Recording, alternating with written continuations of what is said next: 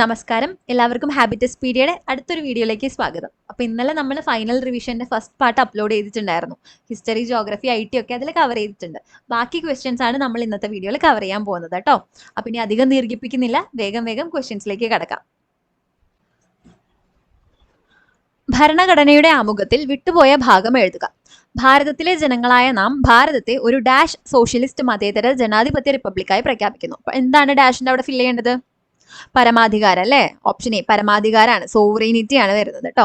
അപ്പൊ ആമുഖം നമുക്ക് നോക്കാം. ഇതാണ് ഇന്ത്യൻ ഭരണഘടനയുടെ ആമുഖം, പ്രിയാമ്പിൾ അല്ലെ. അപ്പൊ ഇവിടെ നമുക്ക് ഏതൊക്കെയാണ് കൊടുത്തിട്ടുള്ള words? Sovereign, socialist, secular, democratic republic എന്നാണ് പറഞ്ഞിരിക്കുന്നത് ഇന്ത്യനെ. അത് സോവറിൻ ഡെമോക്രാറ്റിക് റിപ്പബ്ലിക് എന്നുള്ളതാണ് ഭരണഘടന നിലവിൽ വരുമ്പോൾ ആദ്യം ഉണ്ടായിരുന്നത്. പിന്നീട് സോഷ്യലിസ്റ്റും അതുപോലെ തന്നെ സെക്യുലറും അത് 42ാം ഭേദഗതിയിലാണ് കൂട്ടിച്ചേർത്തത് ആമുഖത്തിൽ കേട്ടോ. പിന്നെ എന്താണ് ഇവിടുത്തെ ഇന്ത്യൻ സിറ്റിസൺസിന് ഭരണഘടന ഉറപ്പ് നൽകുന്നത്? എന്തൊക്കെയാണ്? ജസ്റ്റിസ് അല്ലെ, പൗരന്മാർക്ക് എന്താണ്? സാമൂഹികവും സാമ്പത്തികവും രാഷ്ട്രീയവുമായിട്ടുള്ള നീതി ഭരണഘടന ഉറപ്പ് നൽകുന്നുണ്ട്. പിന്നെ സ്വാതന്ത്ര്യം, സമത്വം, സാഹോദര്യം, ലിബർട്ടി, ഇക്വാലിറ്റി, ഫ്രട്ടേണിറ്റി, ഇതൊക്കെയും ഇവിടുത്തെ സിറ്റിസൺസിന്, ഇന്ത്യൻ സിറ്റിസൺസിന് ഭരണഘടന ഉറപ്പ് നൽകുന്ന കാര്യങ്ങളാണ്. പിന്നെ ഭരണഘടനയിൽ നിന്ന് നമുക്ക് ഓർത്തിരിക്കേണ്ട ഒരു ഫാക്ട് എന്ന് പറയുന്നത്, എപ്പോഴാണ് നമ്മളിത് ഭരണഘടനയെ അംഗീകരിക്കുകയും നിയമമാക്കുകയും ചെയ്തത്? 26th day of November 1949. അപ്പം നവംബർ 26 1949 നമ്മൾ ഭരണഘടനയെ അംഗീകരിക്കുകയും നിയമമാക്കുകയും നമുക്കായി തന്നെ സമർപ്പിക്കുകയും ചെയ്തത്. ഇത്രയും കാര്യങ്ങൾ പ്രിയാമ്പിളിൽ നിന്ന് ഓർത്തിരിക്കുക കേട്ടോ. അടുത്ത ചോദ്യം, ഇന്ത്യൻ ഭരണഘടനാ നിർമ്മാണ സമിതിയുമായി ബന്ധപ്പെട്ട ശരിയായ പ്രസ്താവനകൾ ഏവ? ഭരണഘടനാ നിർമ്മാണ സഭ എന്ന ആശയം മുന്നോട്ട് വെച്ചത് MN റോയ് ആണ്. ആദ്യ സമ്മേളനം നടന്നത് 1946 ഡിസംബർ 9 ഭരണഘടന എഴുതി തയ്യാറാക്കി അംഗീകാരം ലഭിച്ചത് 1949 നവംബർ 26 സഭയുടെ ആദ്യത്തെ പ്രസിഡന്റ് ഡോക്ടർ രാജേന്ദ്ര പ്രസാദ് ആയിരുന്നു. അപ്പൊ ഇതിൽ ഏതൊക്കെയാണ് ശരിയായിട്ടുള്ള സ്റ്റേറ്റ്മെന്റ്സ്? കറക്റ്റ് ആൻസർ വന്നിട്ട് ഓപ്ഷൻ സി ആണ് കേട്ടോ. 1, 2, 3 എന്നിവയാണ്. അപ്പൊ എങ്ങനെയാണ് നാലാമത്തെ സ്റ്റേറ്റ്മെന്റ് തെറ്റുന്നത്? കുറെ പേര് നമ്മൾ പഠിച്ചിട്ടുണ്ട്. ആദ്യത്തെ കോൺസ്റ്റിറ്റ്യൂന്റ് അസംബ്ലിയുടെ പ്രസിഡന്റ് ഡോക്ടർ രാജേന്ദ്ര പ്രസാദ് ആണെന്നുള്ളത്. അപ്പൊ അത് എങ്ങനെയാണ് തെറ്റാവുന്നത്? ഇവിടെ നമ്മൾ വിട്ടുപോയൊരു വേർഡ് ഉണ്ട്. ആദ്യത്തെ തിരഞ്ഞെടുക്കപ്പെട്ട പ്രസിഡന്റ് ആണ് ഡോക്ടർ രാജേന്ദ്ര പ്രസാദ്. അതിനു മുമ്പ് ഒരു ഇന്ററിം പ്രസിഡന്റ് ഉണ്ടായിരുന്നു, അത് സച്ചിദാനന്ദ സിൻഹ ആയിരുന്നു കേട്ടോ. അപ്പൊ ആദ്യത്തെ പ്രസിഡന്റ് എന്ന് പറയുന്നത് സച്ചിദാനന്ദ സിൻഹ ആയിരുന്നു.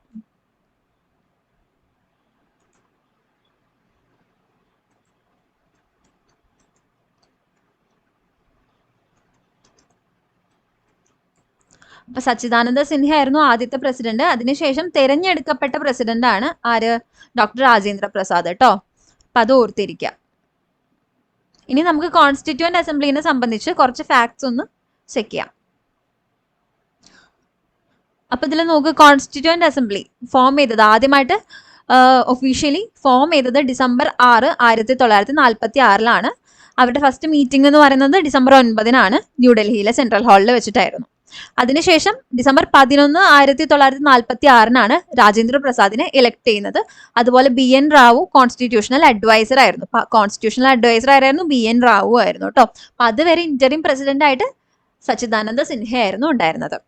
പിന്നെ അതിനുശേഷം ഡിസംബർ 13 1946 ഒബ്ജക്റ്റീവ് റെസൊല്യൂഷൻ മുന്നോട്ട് വെക്കുന്നത്. ആരാണ് ഒബ്ജക്റ്റീവ് റെസൊല്യൂഷൻ മുന്നോട്ട് വെച്ചത്? ജവഹർലാൽ നെഹ്റു ആണ് ഒബ്ജക്റ്റീവ് റെസൊല്യൂഷൻ മുന്നോട്ട് വെക്കുന്നത് ഡിസംബർ 13 1946. പിന്നെ അതിൽ ഇമ്പോർട്ടന്റ് ആയിട്ട് വരുന്ന ഒരു കാര്യം എന്ന് പറഞ്ഞാൽ ജൂലൈ 22 1947 ജൂലൈ 22 ഇന്ത്യയുടെ നാഷണൽ ഫ്ലാഗ് അഡോപ്റ്റ് ചെയ്തു. അതുപോലെ ഓഗസ്റ്റ് 15 1947 നമുക്ക് കംപ്ലീറ്റ് ഓട്ടോണമി കിട്ടി. എങ്ങനെ? നമ്മൾ സ്വാതന്ത്ര്യം അല്ലെ, ഇന്ത്യ ഗെയിൻഡ് ഇൻഡിപെൻഡൻസ്, നമുക്ക് സ്വാതന്ത്ര്യം കിട്ടി. അങ്ങനെ ഫുൾ ഓട്ടോണമി നമുക്ക് കിട്ടി. പിന്നെ ഓഗസ്റ്റ് 29 1947 ഡ്രാഫ്റ്റിംഗ് കമ്മിറ്റീനെ അപ്പോയിന്റ് ചെയ്തു. അതിന്റെ ചെയർമാൻ, ഡ്രാഫ്റ്റിംഗ് കമ്മിറ്റിയുടെ ചെയർമാൻ ആരായിരുന്നു? Doctor BR Ambedkar. Repeated question ആണ്. അതിനുശേഷം കോൺസ്റ്റിറ്റ്യൂഷൻ ഡ്രാഫ്റ്റ് ചെയ്തു, കാര്യങ്ങളൊക്കെ വന്നു. പിന്നെ നമ്മൾ ഓർത്തിരിക്കേണ്ടത് ഇതാണ്, നവംബർ 26 1949 കോൺസ്റ്റിറ്റ്യൂഷൻ എന്ത് ചെയ്തു? ഇന്ത്യ പാസ് ചെയ്ത് ഒഫീഷ്യലി നമ്മൾ അഡോപ്റ്റ് ചെയ്തു. നമ്മൾ പ്രിയാമ്പിളിന്റെ ഫ്രണ്ടിൽ വായിച്ചില്ലേ, we adopt, enact and give to ourselves. അപ്പം നവംബർ 26 1949 നമ്മൾ അഡോപ്റ്റ് ചെയ്യുന്നത്. പിന്നീട് ജനുവരി 26 1950 constitution came into force. അത് നിലവിൽ വരുന്നത്, ഭരണഘടന നിലവിൽ വരുന്നത് ജനുവരി 26 1950. ഇത്രയും കാര്യങ്ങൾ ഓർത്തിരിക്കുക കേട്ടോ. പിന്നെ നമ്മൾ കുറച്ച് അഡീഷണൽ ഇൻഫർമേഷൻസ് PDF കൊടുത്തിട്ടുണ്ട്. അത് സമയം പോലെ PDF ടെലഗ്രാമിൽ നിന്ന് ഡൗൺലോഡ് ചെയ്തിട്ട് വായിക്കാൻ പറ്റുവാണെങ്കിൽ വായിക്കുക കേട്ടോ. അപ്പം ഇത് ഫൈനൽ ഡ്രാഫ്റ്റ് കംപ്ലീറ്റ് ചെയ്യാൻ എത്ര സമയം എടുത്തു? 2 years 11 months and 18 days ആണ് എടുത്തത്. മൊത്തം 11 സെഷൻസ് ആയിരുന്നു ഉണ്ടായിരുന്നത്. പിന്നെ 166 days ഓഫ് ഡിസ്കഷൻ ഉണ്ടായിരുന്നു. ഇതൊക്കെ ജസ്റ്റ് വായിച്ചു പോയാൽ മതി. പിന്നെ Malayalees in the constituent assembly 3 സ്ത്രീകളടക്കം മൊത്തം 17 മലയാളികളാണ് ഉണ്ടായിരുന്നത്.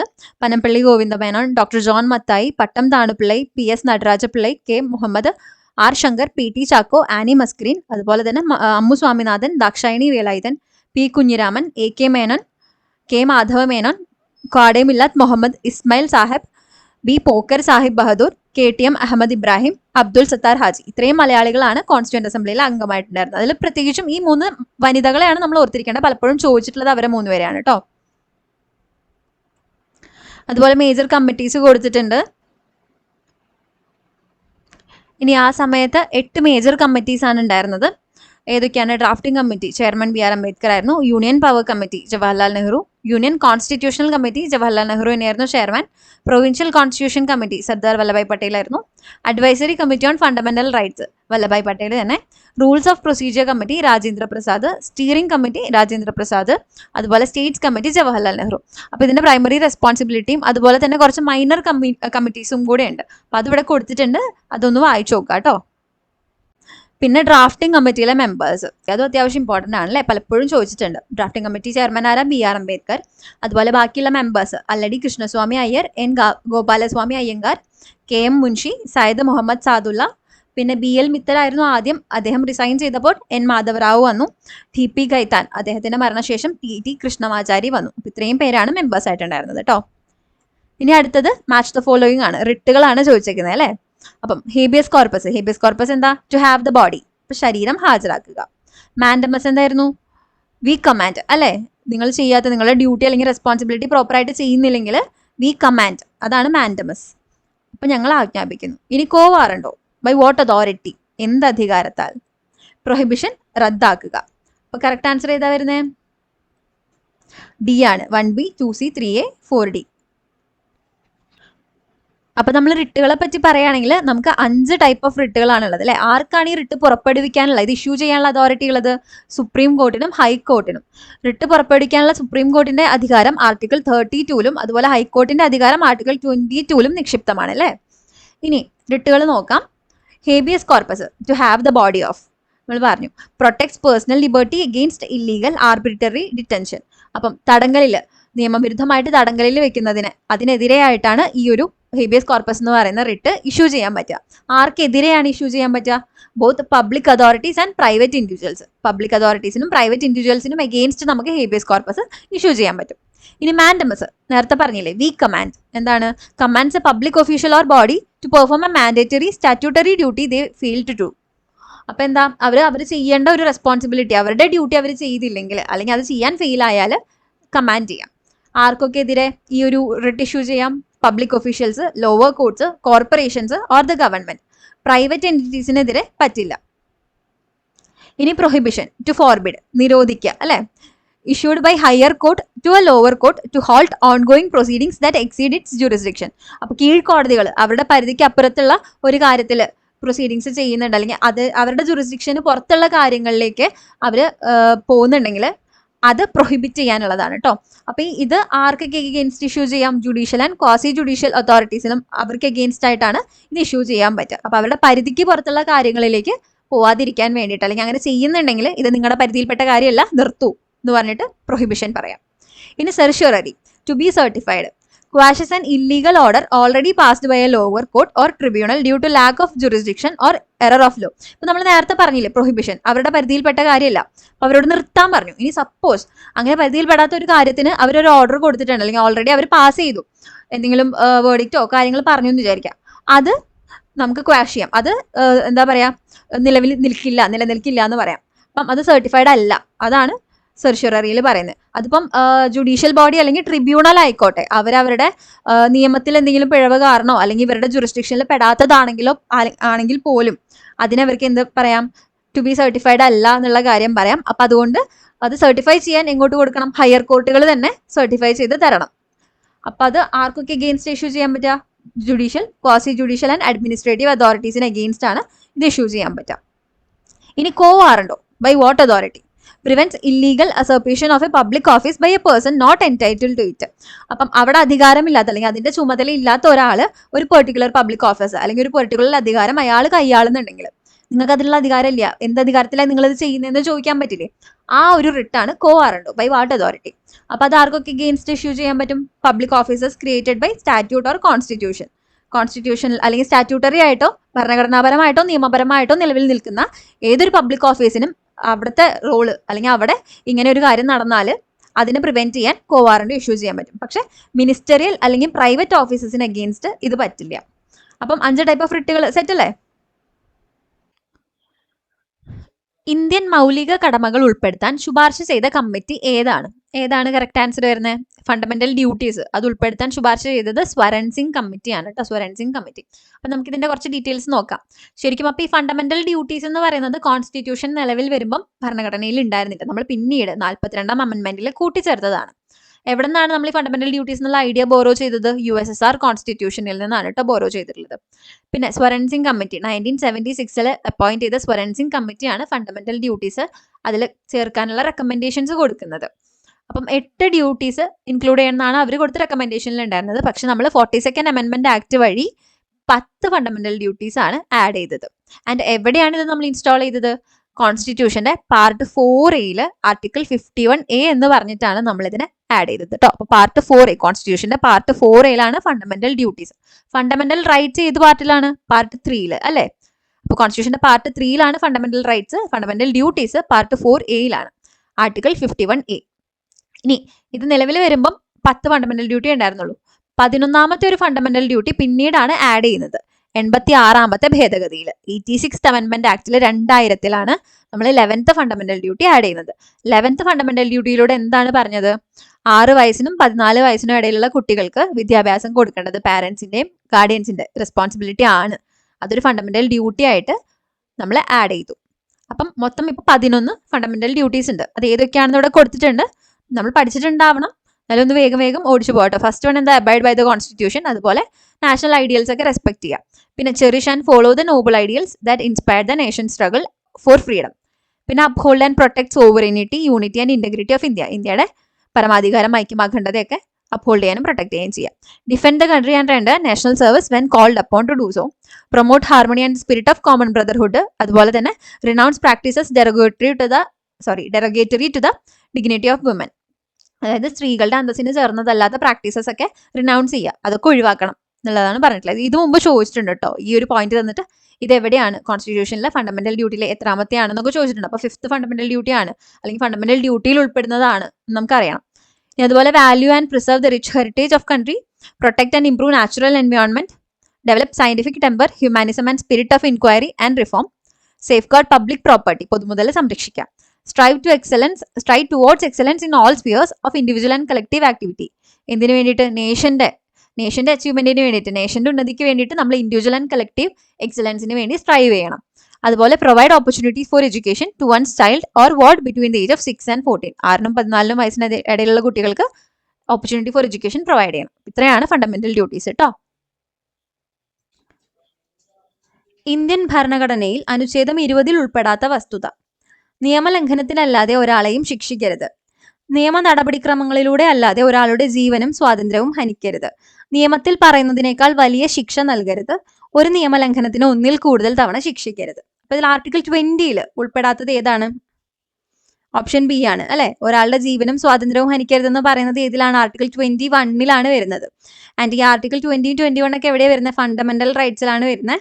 കോൺസ്റ്റിറ്റ്യൂഷന്റെ പാർട്ട് 3 ആർട്ടിക്കിൾ 12 മുതൽ 35 വരെയാണ് ഫണ്ടമെന്റൽ റൈറ്റ്സ് പറയുന്നത് അല്ലെ. ഫണ്ടമെന്റൽ റൈറ്റ്സിനെ പിന്നെ മാഗ്ന കാർട്ട ഓഫ് ഇന്ത്യ എന്നും അറിയപ്പെടുന്നുണ്ട് കേട്ടോ, അത് ഓർത്തിരിക്കാം. ഇനി നമുക്ക് ഫണ്ടമെന്റൽ റൈറ്റ്സ് നോക്കാം. മെയിൻ ആയിട്ട് 6 കാറ്റഗറീസ് ഓഫ് ഫണ്ടമെന്റൽ റൈറ്റ്സ് ആണ് ഉള്ളത് അല്ലെ. Right to equality, right to freedom, right against exploitation, right to freedom of religion, cultural and educational rights, right to constitutional remedies. ഈ കോൺസ്റ്റിറ്റ്യൂഷണൽ റെമഡീസിന്റെ റൈറ്റിലാണ് ഏത് വരുന്നത്? റിട്ടുകൾ പുറപ്പെടുവിക്കാനുള്ള സംഭവം. അതിൽ നമുക്ക് സിറ്റിസൺസിന് എന്ത് ചെയ്യാം? ഫണ്ടമെന്റൽ റൈറ്റ്സ് ഡിനൈ ചെയ്യപ്പെട്ടു എന്ന് ശരിക്കും ഡിനൈ ചെയ്യപ്പെട്ടാൽ എന്ത് ചെയ്യാം, നമുക്ക് കോർട്സിലേക്ക് മൂവ് ചെയ്യാം. അപ്പോൾ കോടതികളോട് നമുക്ക് നേരിട്ട് കോടതിയിൽ ചെന്ന് നമുക്ക് പരാതി കൊടുക്കാം. നമ്മുടെ ഫണ്ടമെന്റൽ റൈറ്റ്സ് എൻഫോഴ്സ് ചെയ്യുന്നതിന് വേണ്ടിയിട്ട് കോടതികളോട് നേരിട്ട് ചെന്ന് നമുക്ക് പരാതിപ്പെടാം. അപ്പം അതിൽ റൈറ്റ് ടു ഇക്വാലിറ്റി അതിൽ ഏതൊക്കെയാണ് വരുന്നത്? Article 14 equality before law and equal protection of law. Article 15 discrimination on grounds of religion, caste, race, sex or place of birth. അപ്പം ഏത് തരത്തിലുള്ള വിവേചനത്തിനും എതിരെ ഉള്ളതാണ് ആർട്ടിക്കിൾ 15. ഇനി ആർട്ടിക്കിൾ 16 ഈക്വൽ ഓപ്പർച്യൂണിറ്റി അല്ലേ, അപ്പം അവസര സമത്വത്തിനുള്ളത്. ഇനി ആർട്ടിക്കിൾ 17 അബോളിഷസ് അൺടച്ചബിലിറ്റി, തൊട്ടുകൂടായ്മ, തീണ്ടിക്കൂടായ്മ, അതൊക്കെ അബോളിഷ് ചെയ്തത് article 17. Article 18 abolishes all titles except military and academic distinctions. അപ്പം മിലിറ്ററി ടൈറ്റിലും അക്കാഡമിക് ടൈറ്റിലും അല്ലാതെ ബാക്കി എല്ലാ ടൈറ്റിലുകളും അബോളിഷ് ചെയ്യാന്നുള്ളത് ആർട്ടിക്കിൾ 18 പറയുന്നതാണ്. ഇനി article 18 abolishes all titles except military and academic distinctions. അപ്പോൾ മിലിറ്ററി ആൻഡ് അക്കാഡമിക് ഡിസ്റ്റിങ്ഷൻസ് ഒഴികെ ബാക്കി എല്ലാ ടൈറ്റിലുകളും അബോളിഷ് ചെയ്യുക എന്നുള്ളതാണ് ആർട്ടിക്കിൾ 18 വരുന്നത് കേട്ടോ. ഇനി article 19 right to freedom. Right to freedom എന്ന് പറയുമ്പോൾ അതിന് ഇത്രയും സബ്സെക്ഷൻസ് ഉണ്ട്. Article 19(1) A, B, C, D, E അങ്ങനെ ഇങ്ങോട്ടുണ്ട്. അപ്പോൾ അതിലെന്താണ്? Right to freedom of speech and expression, അതുപോലെ തന്നെ ഫ്രീഡം ടു അസംബിൾ, സമാധാനപരമായിട്ട് കൂടി സമ്മേളിക്കാനുള്ളത്, അതുപോലെ തന്നെ freedom to form associations, unions or cooperative societies, പിന്നെ എവിടെ വേണമെങ്കിലും സ്വതന്ത്രമായി സഞ്ചരിക്കാൻ, ടു മൂവ് ഫ്രീലി, പിന്നെ എവിടെ വേണമെങ്കിലും റിസൈഡ് ചെയ്യാനും സെറ്റിൽ ചെയ്യാനുള്ള അവകാശം, ആർട്ടിക്കിൾ 19(1) E. അപ്പോൾ ഇതൊക്കെ നോക്കി പോവാട്ടോ. പിന്നെ 19(1) G എവിടെയാണ്? Freedom to practice any profession, trade or business, നമുക്ക് ഇഷ്ടമുള്ള തൊഴിലിൽ ഏർപ്പെടാനുള്ള അവകാശം. ഇതൊക്കെയാണ് ആർട്ടിക്കിൾ 19 തരുന്നത്, സ്വാതന്ത്ര്യത്തിനുള്ള അവകാശം. ഇനി ആർട്ടിക്കിൾ 20 എന്തിനാണ്? ആർബിട്രറി കൺവിക്ഷനും എഗെയിൻസ്റ്റ് ആയിട്ടുള്ള പ്രൊട്ടക്ഷൻ ആണ് കൊടുക്കുന്നത്. അതായത് നമുക്ക് സ്വേച്ഛാധിപരമായിട്ടുള്ള രീതിയിലോ അല്ലെങ്കിൽ ഏകപക്ഷീയമായിട്ടുള്ള രീതിയിലോ നമുക്കെതിരെ ഒരു കൺവിക്ഷൻ വരികയാണെങ്കിൽ അതിന് എഗെയിൻസ്റ്റ് ഉള്ള പ്രൊട്ടക്ഷൻ ആണ് ആർട്ടിക്കിൾ 20 തരുന്നത്. ഇനി ആർട്ടിക്കിൾ 21 അവിടെയാണ് protects life and personal liberty വരുന്നത് കേട്ടോ. അപ്പം ഇതും നോക്കണം, കാരണം ക്വസ്റ്റ്യൻ വരുമ്പോൾ ചിലപ്പം protects personal life and liberty എന്ന് പറഞ്ഞിട്ട് ഇവിടെ കണ്ടു ഈ ഒരു word to procedure established by law, ഇതും ഇമ്പോർട്ടൻ്റ് ആണ്. അപ്പം പ്രൊസീജിയർ എസ്റ്റാബ്ലിഷ്ഡ് ബൈ ലോ അനുസരിച്ച് ആണ് നമുക്ക് protects life and personal liberty എന്നുള്ളൊരു സംഭവം തരുന്നത്. ഈ ഒരു സ്റ്റേറ്റ്മെന്റ് അങ്ങനെ തന്നെ ബൈ ഹാർട്ട് പഠിച്ചിരിക്കുക കേട്ടോ.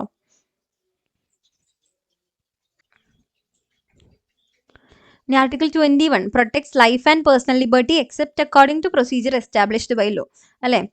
ലൈഫ് ആൻഡ് പേഴ്സണൽ ലിബർട്ടി, സ്വാതന്ത്ര്യത്തിനും ജീവനുമുള്ള അവകാശം. ഇനി ആർട്ടിക്കിൾ 21A അതാണ് വിദ്യാഭ്യാസത്തിനുള്ള അവകാശം. Guarantees the right to free and compulsory education. ആർക്കാണ്? ഏജ്ഡ് ബിറ്റ്വീൻ 6 to 14 years അല്ലെ, 6 മുതൽ 14 വയസ്സ് വരെയുള്ള കുട്ടികൾക്ക് നിർബന്ധിതവും അതുപോലെ തന്നെ സൗജന്യമായിട്ടുള്ള വിദ്യാഭ്യാസം. ഇനി article 22 protection against arrest and detention in certain cases, ചില കേസസിലുള്ള അറസ്റ്റിനും ഡിറ്റൻഷനും എതിരെയുള്ള അവകാശം. ഇനി ആർട്ടിക്കിൾ 23 24 എന്താണ്? റൈറ്റ് അഗെയിൻസ്റ്റ് എക്സ്പ്ലോയിറ്റേഷൻ, ചൂഷണത്തിനെതിരെയുള്ള അവകാശമാണ് ആർട്ടിക്കിൾ 23 24 പറയുന്നത്. ഫ്രീഡം ഓഫ് റിലീജിയൻ, മതപരമായിട്ടുള്ള സ്വാതന്ത്ര്യം ആർട്ടിക്കിൾ 25 26 27 28 പറയുന്നത്. അതുപോലെ cultural and educational rights article 29 30 വരുന്നത്.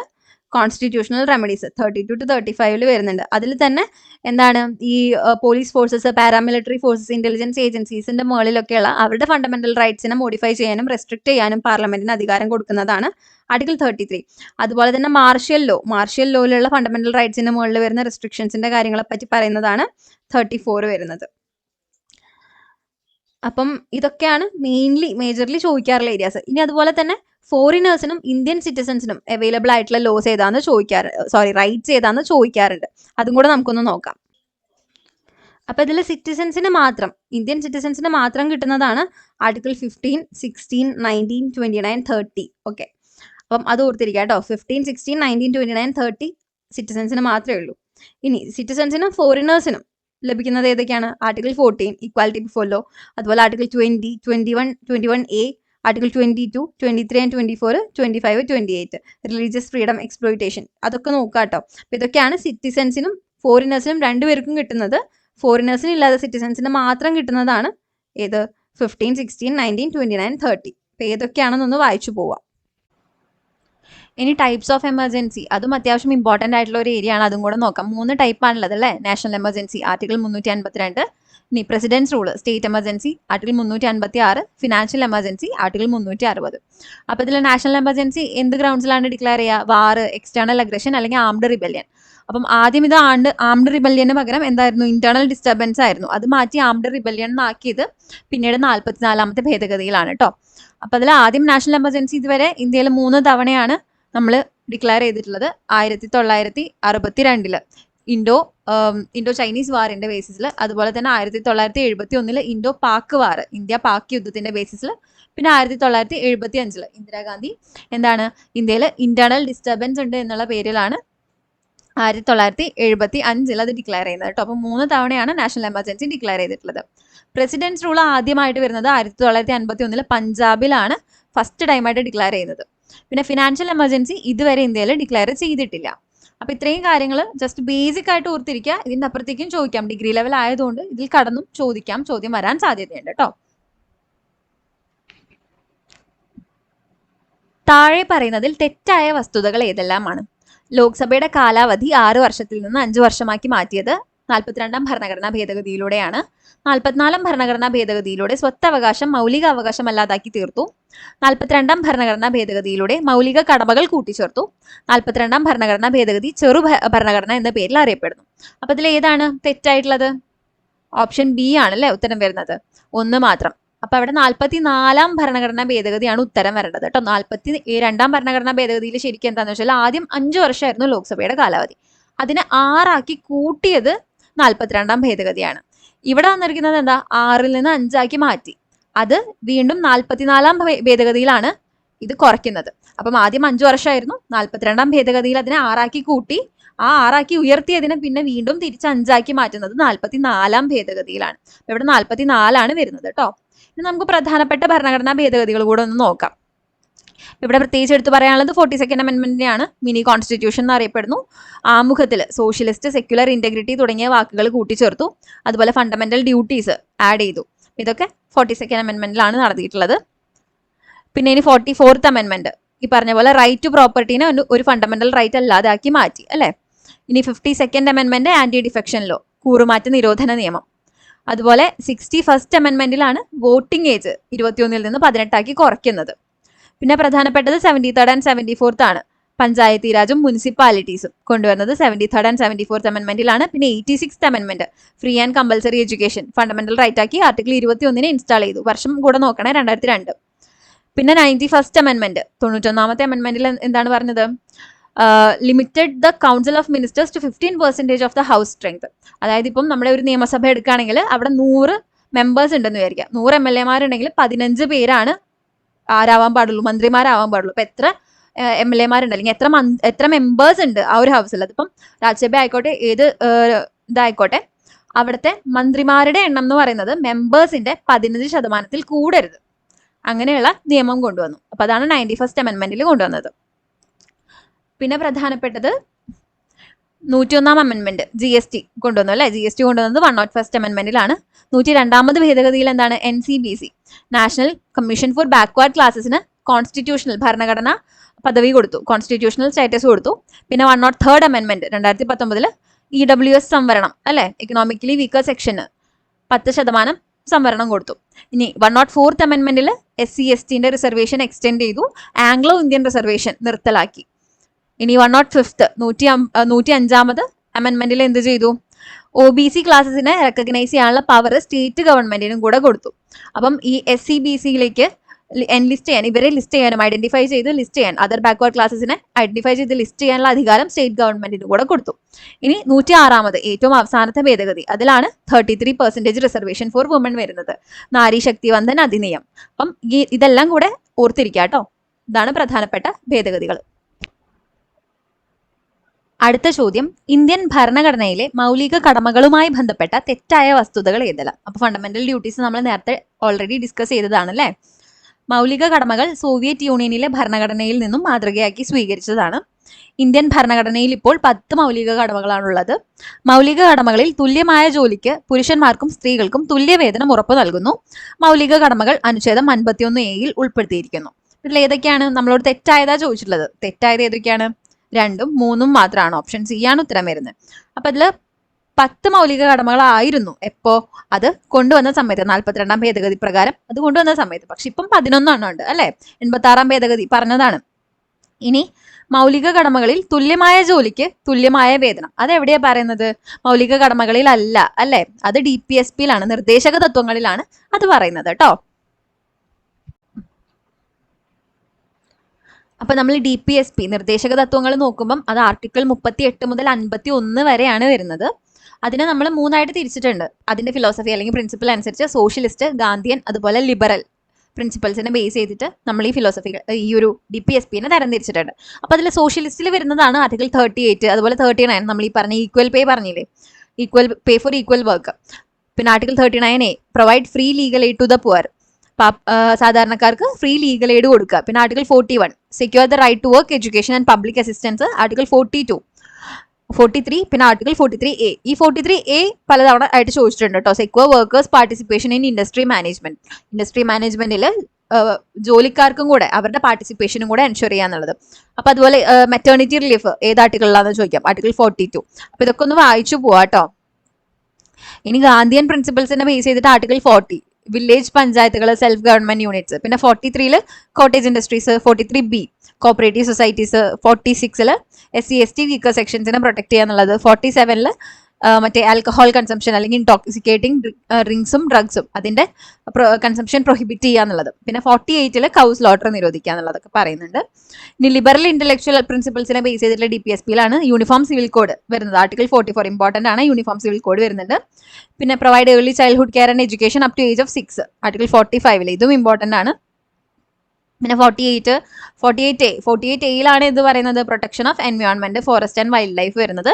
49 അതുപോലെ മോണ്യുമെന്റ്സ്, ചരിത്ര സ്മാരകങ്ങളൊക്കെ സംരക്ഷിക്കുക. 50 separate judiciary from executive branch. 51 international peace and security promote ചെയ്യുക. അപ്പോൾ ഇതൊക്കെയാണ് DPSPയിൽ വരുന്നത്. അത് ഈ 3 സെക്ഷൻ ഉണ്ടെന്ന് ഓർക്കുക. ഏതൊക്കെ എവിടെയാണെന്ന് ചിലപ്പോൾ ചോദിച്ചേക്കാം.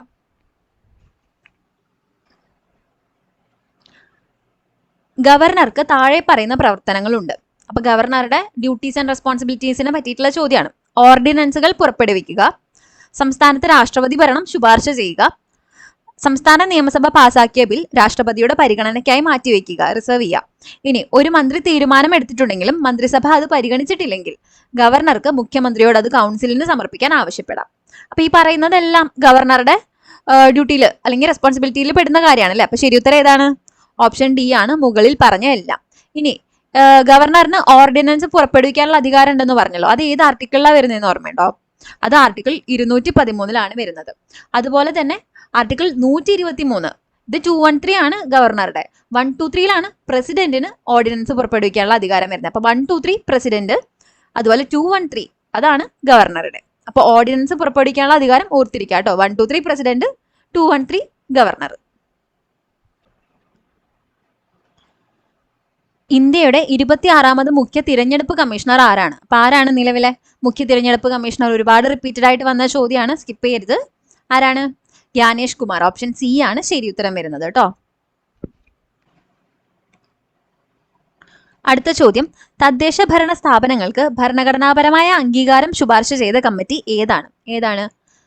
കറക്റ്റ് ആൻസർ PK തുങ്കൻ കമ്മിറ്റിയാണ് കേട്ടോ, ഈ കൊടുത്തിരിക്കുന്നതിൽ നിന്ന്. അപ്പൊ നമുക്ക് ബാക്കിയുള്ള കമ്മിറ്റീസ് ഒക്കെ ഒന്ന് നോക്കാം കേട്ടോ, ഏതൊക്കെയാണ്. അപ്പം first one Balwant Rai Mehta committee 1957 അവരെന്താണ് റെക്കമെൻഡ് ചെയ്തത്? 3 ടയർ സിസ്റ്റം ആണ് പറഞ്ഞത്. അപ്പൊ ബൽവന്ത് റായ് മേത്ത 3 ടയർ സിസ്റ്റം. ഇനി അശോക് മേത്ത 2 ടയർ സിസ്റ്റം. അപ്പം 1977 വരുന്നത്. പിന്നെ നമ്മളോട് ചോദിക്കാറുള്ളത് സ്ഥിരം PK തുങ്കൻ കമ്മിറ്റി തന്നെയാണ്.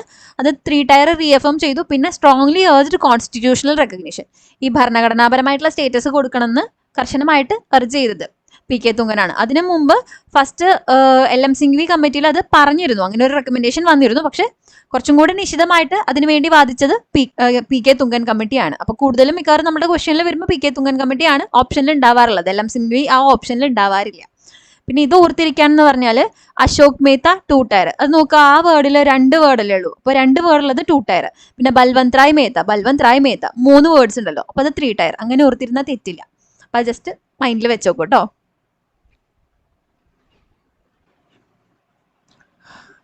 സാമൂഹിക സുരക്ഷയും സാമൂഹിക ഇൻഷുറൻസും താഴെ തന്നിരിക്കുന്നവയിൽ ഏത് വിഷയത്തിൽ പെടുന്നു? ഏതിലാണ് പെടുന്നത്?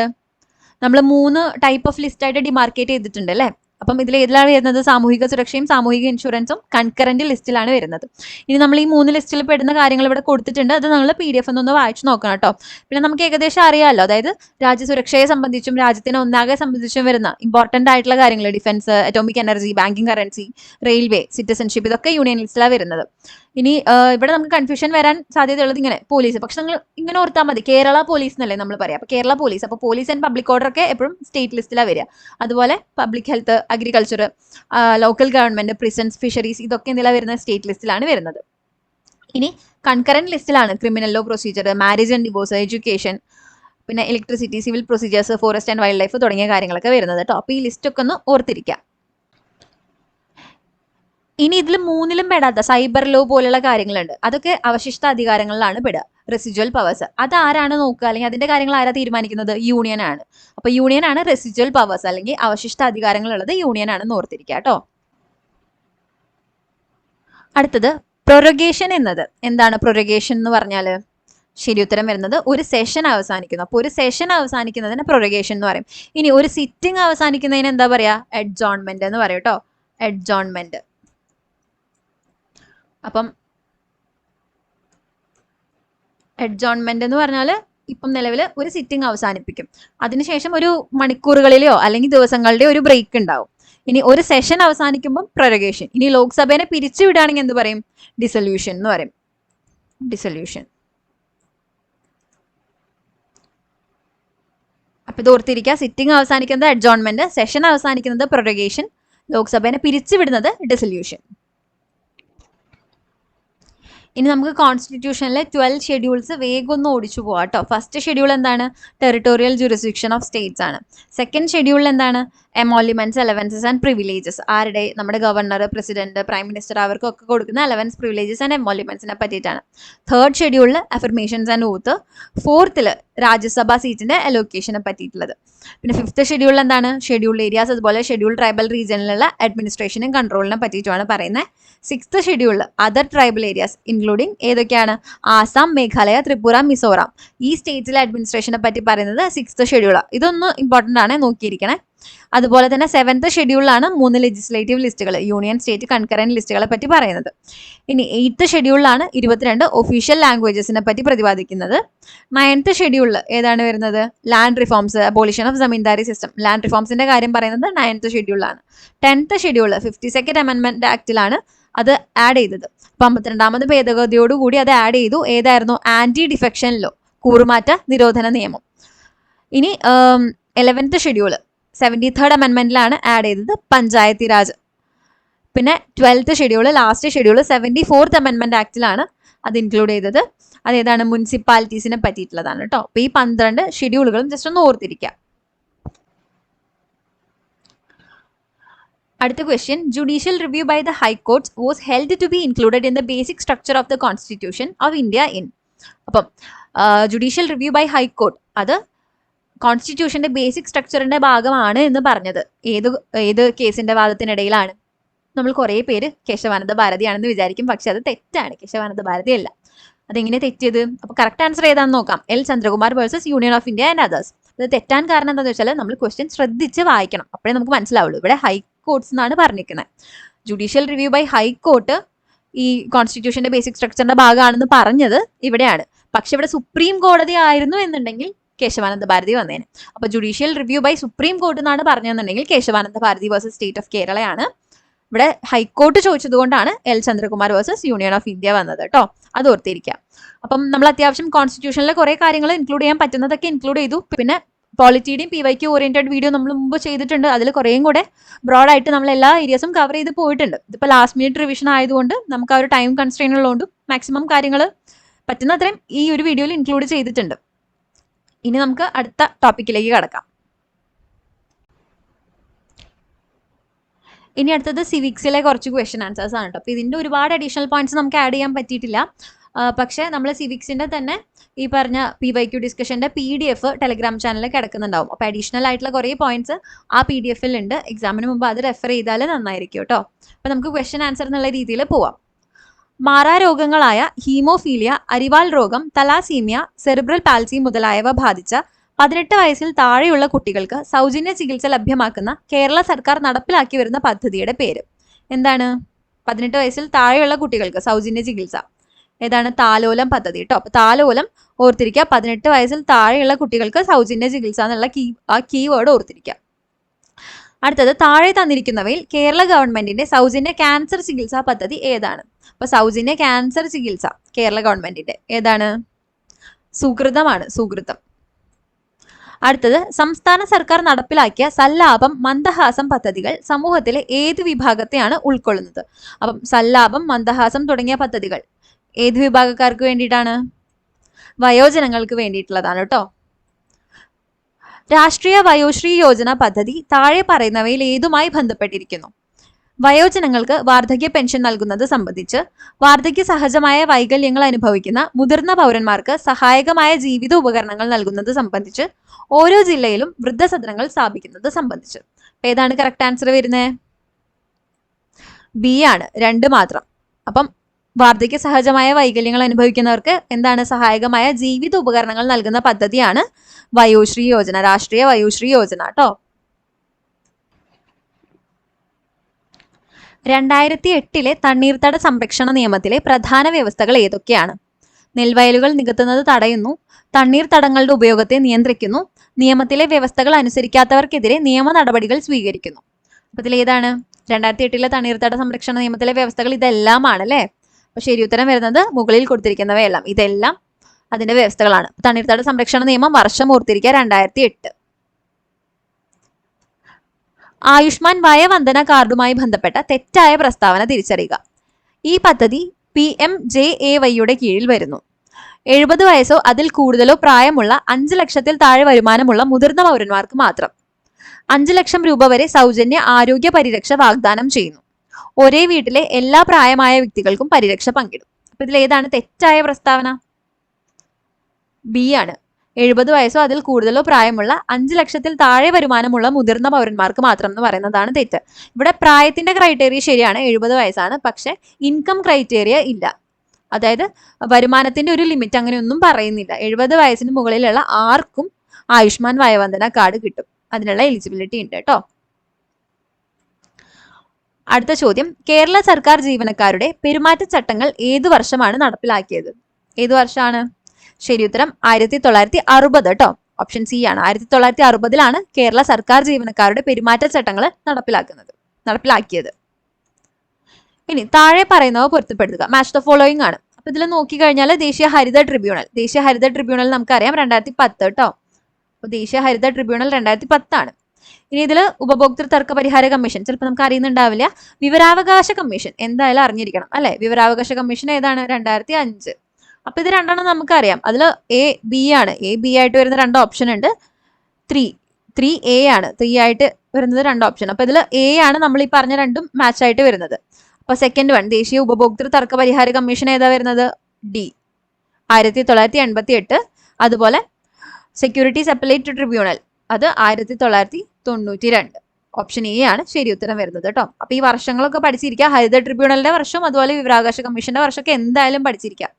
ഹരിത ട്രിബ്യൂണൽ 2010, വിവരാവകാശ കമ്മീഷൻ 2005, ഉപഭോക്തൃ തർക്ക പരിഹാര കമ്മീഷൻ 1988, സെക്യൂരിറ്റീസ് അപ്പലേറ്റ് ട്രിബ്യൂണൽ 1992.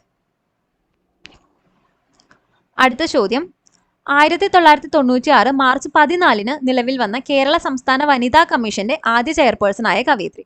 അപ്പം കേരള സംസ്ഥാന വനിതാ കമ്മീഷന്റെ ആദ്യ ചെയർപേഴ്സണായ കവയിത്രിയും രണ്ടും ആരാണ്? സുഗതകുമാരിയാണ്.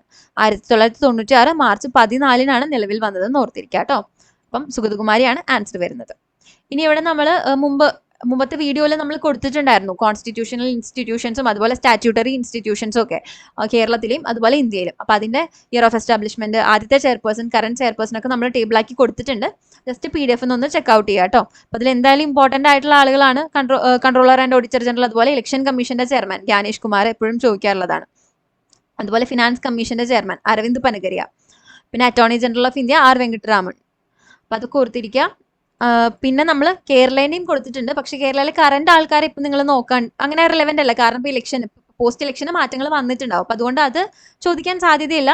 ഇതിൽ അപ്പോയിന്റ്മെന്റ്സ് ഒക്കെ മാറിയിട്ടുണ്ടാവും, ചിലപ്പോൾ ചിലതിൻ്റെയൊക്കെ അഡ്വക്കേറ്റ് ജനറൽ ഒക്കെ മാറിയിട്ടുണ്ടാവും. അപ്പം ഫസ്റ്റ് ചെയർമാനെയൊക്കെ നോക്കിയിട്ട് പോയാൽ മതിയായിരിക്കും, അതായിരിക്കും റെലവെന്റ് ആയിട്ട് വരിക. അപ്പോൾ കേരള പബ്ലിക് സർവീസ് കമ്മീഷന്റെ ഫസ്റ്റ് ചെയർമാൻ VK വേലായുധൻ, അതുപോലെ ഇലക്ഷൻ കമ്മീഷന്റെ ഫസ്റ്റ് ചെയർമാൻ MSK രാമസ്വാമി. അതൊന്നും അങ്ങനെ അത്ര റിപ്പീറ്റഡ് ആയിട്ട് ചോദിച്ചിട്ടുള്ള ഏരിയാസ് അല്ല. കൂടുതലും നമ്മളോട് സുഗതകുമാരിയുടെ ഒക്കെയാണ് ചോദിച്ചിട്ടുള്ളത്. വുമൻസ് കമ്മീഷന്റെ ചെയർമാൻ സുഗതകുമാരി, അതുപോലെ തന്നെ കേരള ലോകായുക്ത ജസ്റ്റിസ് PC ബാലകൃഷ്ണ മേനോൻ ആയിരുന്നു ആദ്യത്തെ. അപ്പം അതൊക്കെ ജസ്റ്റ് ഒന്ന് വായിച്ചിട്ട് പോവാട്ടോ ഈ ഒരു സംഭവം. അടുത്ത ക്വസ്റ്റ്യൻ, ദാരിദ്ര്യ ലഘൂകരണവും സ്ത്രീകളുടെ സാമ്പത്തിക ഉയർച്ചയും ലക്ഷ്യമിട്ട് 1998 മെയ് 17 ആരംഭിച്ച ദാരിദ്ര്യ നിർമ്മാർജ്ജന പദ്ധതി ഏതാണ്? കുടുംബശ്രീയാണ്. അപ്പൊ കുടുംബശ്രീ തുടങ്ങിയത് എന്നാണ്? 1998 മെയ് 17 ആണ് ആരംഭിച്ചത്. അപ്പൊ മിക്കവാറും ഇപ്പോഴത്തെ ക്വസ്റ്റ്യൻ പേപ്പറിൽ നമ്മളോട് ഇങ്ങനെ വൺ വേർഡ് അധികം ചോദിക്കത്തില്ല, കൂടുതലും സ്റ്റേറ്റ്മെന്റ് ടൈപ്പുകളാണ്. അപ്പൊ നമ്മൾ ഈ ക്വസ്റ്റ്യൻസ് നോക്കുമ്പോൾ ഇതിൽ നിന്ന് നമുക്ക് ആ സ്റ്റേറ്റ്മെന്റ്സിൽ വരാൻ സാധ്യതയുള്ള പോയിന്റ്സ് ഒക്കെ ഓർത്ത് വെക്കാം. ചിലപ്പോൾ നമ്മളോട് സ്റ്റേറ്റ്മെന്റിൽ ചോദിക്കുക 1998 മെയ് 12 ആരംഭിച്ചത്, കുടുംബശ്രീ ആരംഭിച്ചത് എന്നൊക്കെ പറയാം. അപ്പൊ അതുകൊണ്ട് ഇങ്ങനത്തെ ഫാക്റ്റ് ഒക്കെ ക്വസ്റ്റ്യൻസ് എന്ന് കിട്ടുമ്പോൾ അത് പഠിച്ചു വെക്കുക കേട്ടോ. അടുത്ത ചോദ്യം, അട്ടപ്പാടിയിലെ പട്ടികവർഗക്കാരുടെ പരമ്പരാഗത കൃഷി പുനരുജ്ജീവിപ്പിക്കാൻ കൃഷിവകുപ്പും പട്ടികവർഗ വികസന വകുപ്പും സംയുക്തമായി നടപ്പിലാക്കിയ പദ്ധതി ഏതാണ്? ശരിയുത്തരം മില്ലറ്റ് വില്ലേജ് പദ്ധതിയാണ്. ഓപ്ഷൻ A ആണ്. ഇനി സാമൂഹ്യനീതി വകുപ്പ് നടപ്പിലാക്കിയ പ്രതിഭ പദ്ധതി ഏത് വിഭാഗത്തിന്റെ ക്ഷേമത്തിനായുള്ളതാണ്? അപ്പൊ പ്രതിഭ പദ്ധതി ഏത് വിഭാഗത്തിന്റെ ക്ഷേമത്തിനായിട്ടുള്ളതാണ്? ട്രാൻസ്ജെൻഡർ വ്യക്തികൾക്ക് വേണ്ടിയിട്ടുള്ളതാണ് കേട്ടോ. ഇനി വീണ്ടും മാച്ച് ദ ഫോളോയിങ് ആണ്. അടുത്ത ചോദ്യം, ദേശീയ ഗ്രാമീണ തൊഴിലുറപ്പ് പദ്ധതി ആദ്യമായി നടപ്പാക്കിയ കേരളത്തിലെ ജില്ലകൾ ഏതൊക്കെ ജില്ലയിലാണ്? ശരിയുത്തരം വരുന്നത് ഓപ്ഷൻ D ആണ്, പാലക്കാട് വയനാട് കേട്ടോ. പാലക്കാട് വയനാടിലാണ് ദേശീയ ഗ്രാമീണ തൊഴിലുറപ്പ് പദ്ധതി ആദ്യമായിട്ട് നടപ്പിലാക്കിയത്. ഇനി ഈ തൊഴിലുറപ്പ് പദ്ധതിന്റെ കറണ്ട് അഫയേഴ്സിലേക്ക് വരുമ്പോൾ ഇതിന്റെ മുൻപത്തെ പേരെന്തായിരുന്നു? MGNREGA, Mahatma Gandhi national rural employment guarantee act എന്നായിരുന്നു. അതിന്റെ പേര് മാറ്റിയിട്ട് ഇപ്പൊ എന്താക്കി? VBG റാംജി എന്നാക്കിയിട്ടുണ്ട് അല്ലെ? VBG റാംജി.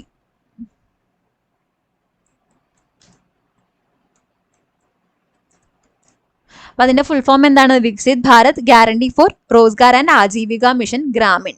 അതിനാണ് VBG റാംജി എന്ന് പറയുന്നത്. അപ്പൊ അതിന്റെ ഫുൾ ഫോം ഓർത്തിരിക്കുക, ഗ്രാമീണ തൊഴിലുറപ്പ് പദ്ധതിയുടെ പുതിയ പേരാണ് VBG റാംജി.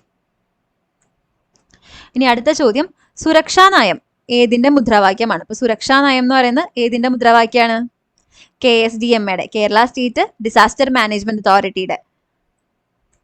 ഇനി കേരള സംസ്ഥാന ദുരന്ത നിവാരണ അതോറിറ്റിയുടെ ഈ പറഞ്ഞ KSDMയുടെ ചെയർമാൻ ആരാണ്? മുഖ്യമന്ത്രിയാണ് അല്ലേ?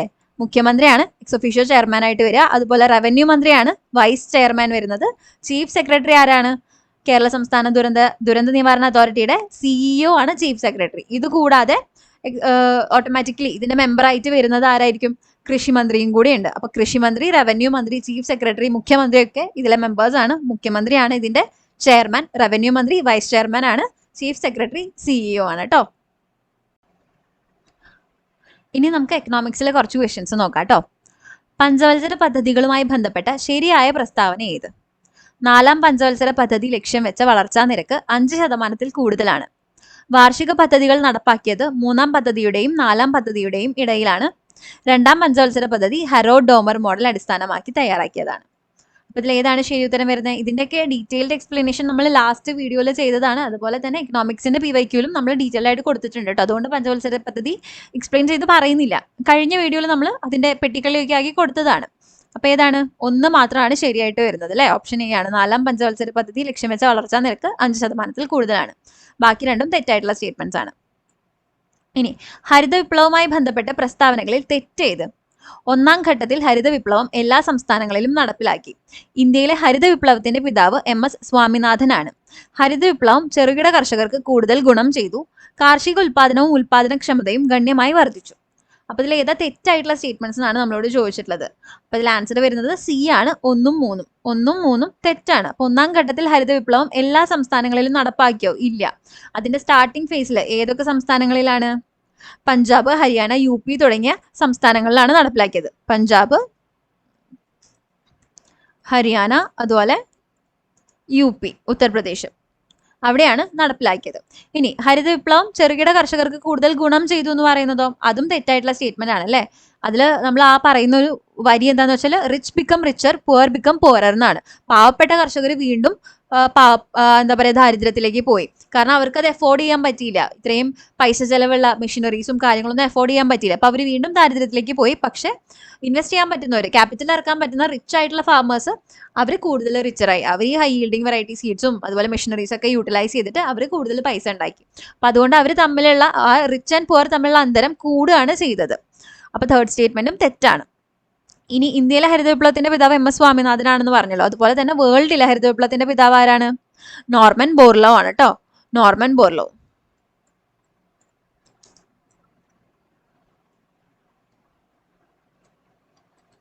അപ്പൊ ഇതും ഓർത്തിരിക്കാം. ഇനി അടുത്തത് നബാർഡുമായി റിലേറ്റഡ് ആയിട്ടുള്ള ക്വസ്റ്റ്യൻ ആണ്. അപ്പൊ നബാർഡുമായി ബന്ധപ്പെട്ട ശരിയായ പ്രസ്താവന. നബാർഡ് സ്ഥാപിതമായത് 1995 നരസിംഹം കമ്മിറ്റിയുടെ ശുപാർശയുടെ ഫലമായി സ്ഥാപിതമായി. നബാർഡിന്റെ ആസ്ഥാനം മുംബൈയാണ്. ഇത് കൃഷിക്കും ഗ്രാമവികസനത്തിനും വേണ്ടി പ്രവർത്തിക്കുന്നു. അപ്പൊ ഇതിൽ ഏതാണ് ശരിയായ പ്രസ്താവനകൾ? ഏതാണ്? ഉത്തരം വരുന്നത് D ആണ്, 3 and 4. അപ്പൊ അതിൽ 3 and 4 ആണ് ശരിയായിട്ടുള്ള പ്രസ്താവന. 1, 2 എങ്ങനെയാണ് തെറ്റ് വന്നതെന്ന് നമുക്ക് നോക്കാം. നബാർഡ് സ്ഥാപിതമായത് 1985 ഏത് വർഷമാണ് നബാർഡ് സ്ഥാപിതമായത്?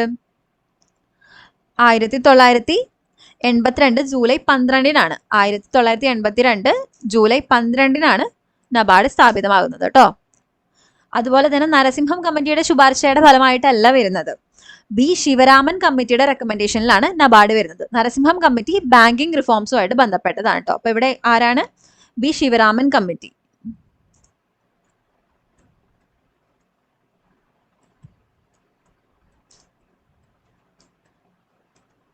ഇത് കുറെ എക്സാംസിന് ഇവരിങ്ങനെ ഇന്റർചേഞ്ച് ചെയ്ത് ചോദിക്കാറുണ്ട്, ശിവരാമൻ കമ്മിറ്റിയും നരസിംഹം കമ്മിറ്റിയും. അപ്പൊ ഇത് തെറ്റാണ്ടിരിക്കാൻ ഞാനൊരു ട്രിക്ക് ഇങ്ങനെ ഓർത്തു വെച്ചിട്ടുണ്ട്. എന്ന് വെച്ചാൽ ഈ നബാർഡ് വന്നു കഴിയുമ്പോൾ എന്താണ്, കൃഷിക്കും ഗ്രാമവികസനത്തിനും വേണ്ടി പ്രവർത്തിക്കുമ്പം അതെന്ത് ചെയ്യും? നാട് നന്നാവും അല്ലെ.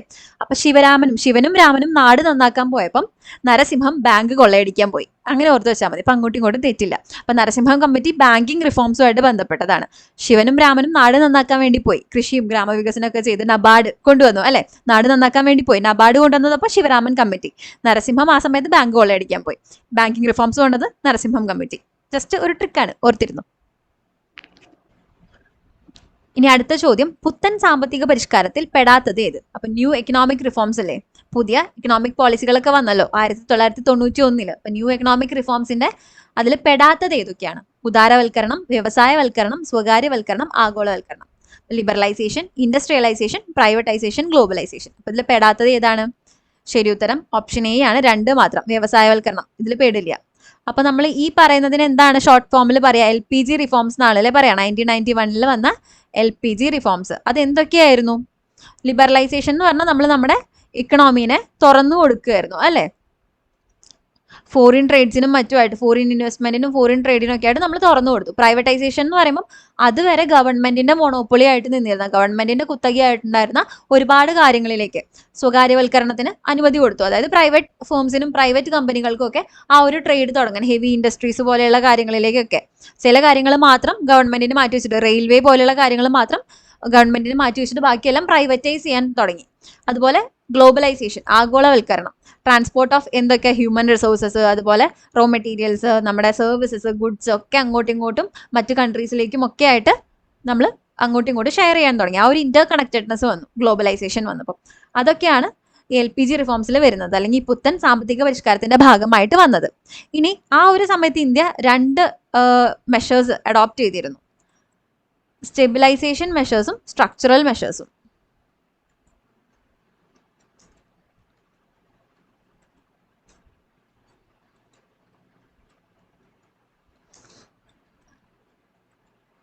അപ്പം ആ സമയത്ത് നമ്മുടെ എക്കണോമീൻ്റെ അപ്പോഴത്തെ ഇമ്മീഡിയറ്റ് നീഡുകളൊക്കെ ഒന്ന് ശരിയാക്കി എക്കണോമി സ്റ്റെബിലൈസ് ആക്കാൻ വേണ്ടിയിട്ട്, എക്കണോമിനെ ഒന്ന് പെട്ടെന്ന് സെറ്റ് ആക്കാൻ വേണ്ടിയിട്ടുള്ളതായിരുന്നു സ്റ്റെബിലൈസേഷൻ മെഷേഴ്സ്. അപ്പോൾ അതൊക്കെ ഷോർട്ട് ടേം പ്ലാനുകളും പോളിസികളും ആയിരുന്നു സ്റ്റെബിലൈസേഷൻ മെഷേഴ്സിൽ നമ്മൾ അഡോപ്റ്റ് ചെയ്ത്. സ്ട്രക്ചറൽ മെഷേഴ്സ് എന്ന് പറഞ്ഞാൽ ലോങ് ടേം ആയിരുന്നു, കുറച്ച് ദീർഘകാലത്തേക്കുള്ള പോളിസികളും കാര്യങ്ങളൊക്കെ കൊണ്ടുവന്ന് നമ്മുടെ എക്കണോമിനെ മൊത്തത്തിലൊന്ന് നമ്മൾക്ക് സെറ്റ് ആക്കണം, കുറച്ചും കൂടെ ഗ്രോത്തിനും പ്രോഗ്രസിനും ഒക്കെ വേണ്ടിയിട്ട് അതിനെ നമുക്ക് പ്രാപ്തിയാക്കണം. അപ്പം അതിന് വേണ്ടിയിട്ട് കൊണ്ടുവന്നതായിരുന്നു സ്ട്രക്ചറൽ മെഷേഴ്സ്. അപ്പോൾ സ്റ്റെബിലൈസേഷൻ എന്ന് പറയുന്നത് ഷോർട്ട് ടേം മെഷേഴ്സും സ്ട്രക്ചറൽ മെഷേഴ്സ് എന്ന് പറയുന്നത് ലോങ് ടേം മെഷേഴ്സും ആയിരുന്നു. ഇതും ഈ ഒരു സമയത്ത് നമ്മൾ അഡോപ്റ്റ് ചെയ്തിട്ടുണ്ടായിരുന്നു നമ്മുടെ എക്കണോമിന്റെ ഗ്രോത്തിന് വേണ്ടിയിട്ട് കേട്ടോ. അടുത്ത ചോദ്യം, ഇന്ത്യൻ പ്ലാനിങ്ങുമായി ബന്ധപ്പെട്ട് ശരിയല്ലാത്തത് ഏത്? ഇന്ത്യൻ പ്ലാനിങ്ങിന്റെ ശില്പി PC മഹലനോബിസ് ആണ്. സോവിയറ്റ് മാതൃകയിലുള്ള പഞ്ചവത്സര പദ്ധതികളാണ് ഇന്ത്യ സ്വീകരിച്ചത്. 1947 ഇന്ത്യയിൽ പ്ലാനിംഗ് ആരംഭിച്ചത്. അപ്പൊ ഇതിൽ ഏതാണ് ശരിയല്ലാത്തത്, തെറ്റായ സ്റ്റേറ്റ്മെന്റ്? ഉത്തരം ഓപ്ഷൻ സി ആണ്, 3 മാത്രം. അപ്പം എപ്പോഴാണ് ഇന്ത്യയിൽ പ്ലാനിംഗ് ആരംഭിക്കുന്നത്? 1950-കളിലാണ്. അപ്പൊ 1950 മാർച്ച് 15 പ്ലാനിംഗ് കമ്മീഷൻ എസ്റ്റാബ്ലിഷ് ചെയ്യുന്നത്. പിന്നെ ഒഫീഷ്യലി പ്ലാനിംഗ് സ്റ്റാർട്ട് ചെയ്തു എന്ന് പറയുന്നത് April 1, 1951 മുതലാണ്. നമ്മൾ സാമ്പത്തിക വർഷം എന്നൊക്കെ പറഞ്ഞ് കാൽക്കുലേറ്റ് ചെയ്യാൻ തുടങ്ങിയത്. അപ്പൊ പ്ലാനിംഗ് കമ്മീഷൻ വരുന്നത് എപ്പോഴാണ്?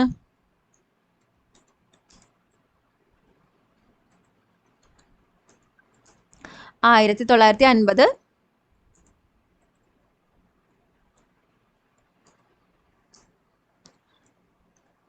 മാർച്ച് 15.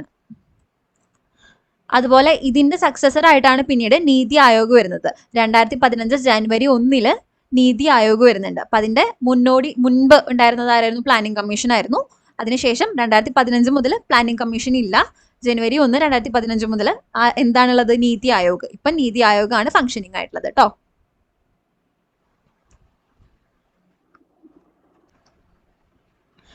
ഇനിതാ നീതി ആയോഗുമായി ബന്ധപ്പെട്ട ശരിയായത് ഏത്? ആസ്ഥാനം ന്യൂഡൽഹിയിലെ നീതി ഭവൻ സ്ഥാപിതമായത് നമ്മൾ നേരത്തെ പറഞ്ഞുള്ളൂ അല്ലെ, 2015 ജനുവരി 1. നിലവിലുള്ള CEO പരമേശ്വരൻ അയ്യറാണ്. അപ്പം ഇതിൽ ഏതാണ് ശരിയായത്? ശരി ഉത്തരം വരുന്നത് ഓപ്ഷൻ സി ആണ്, 1ഉം 2ഉം. തേർഡ് സ്റ്റേറ്റ്മെന്റ് തെറ്റാണ്. അപ്പം ഇപ്പോഴത്തെ കറന്റ് CEO എന്ന് പറയുന്നത് ആരാണ്? നിധി ചിബ്ബറാണ്. ഫെബ്രുവരി 2026 വരെ BVR സുബ്രഹ്മണ്യം ആയിരുന്നു. അപ്പൊ ഇതിനു മുമ്പത്തെ ക്വസ്റ്റ്യൻ പേപ്പർ ആൻസർ കീ ഒക്കെ നമ്മൾ നോക്കുകയാണെങ്കിൽ BVR സുബ്രഹ്മണ്യം എന്നാണ് കാണുക. 2026 ഫെബ്രുവരിയിലാണ് അദ്ദേഹം ഓഫീസിൽ നിന്ന് ഒഴിഞ്ഞത്. ഇപ്പം നിധി ചിബ്ബറാണ് അവിടെ CEO ആയിട്ട് വർക്ക് ചെയ്യുന്നത് കേട്ടോ. അപ്പം നിധി ചിബ്ബർ.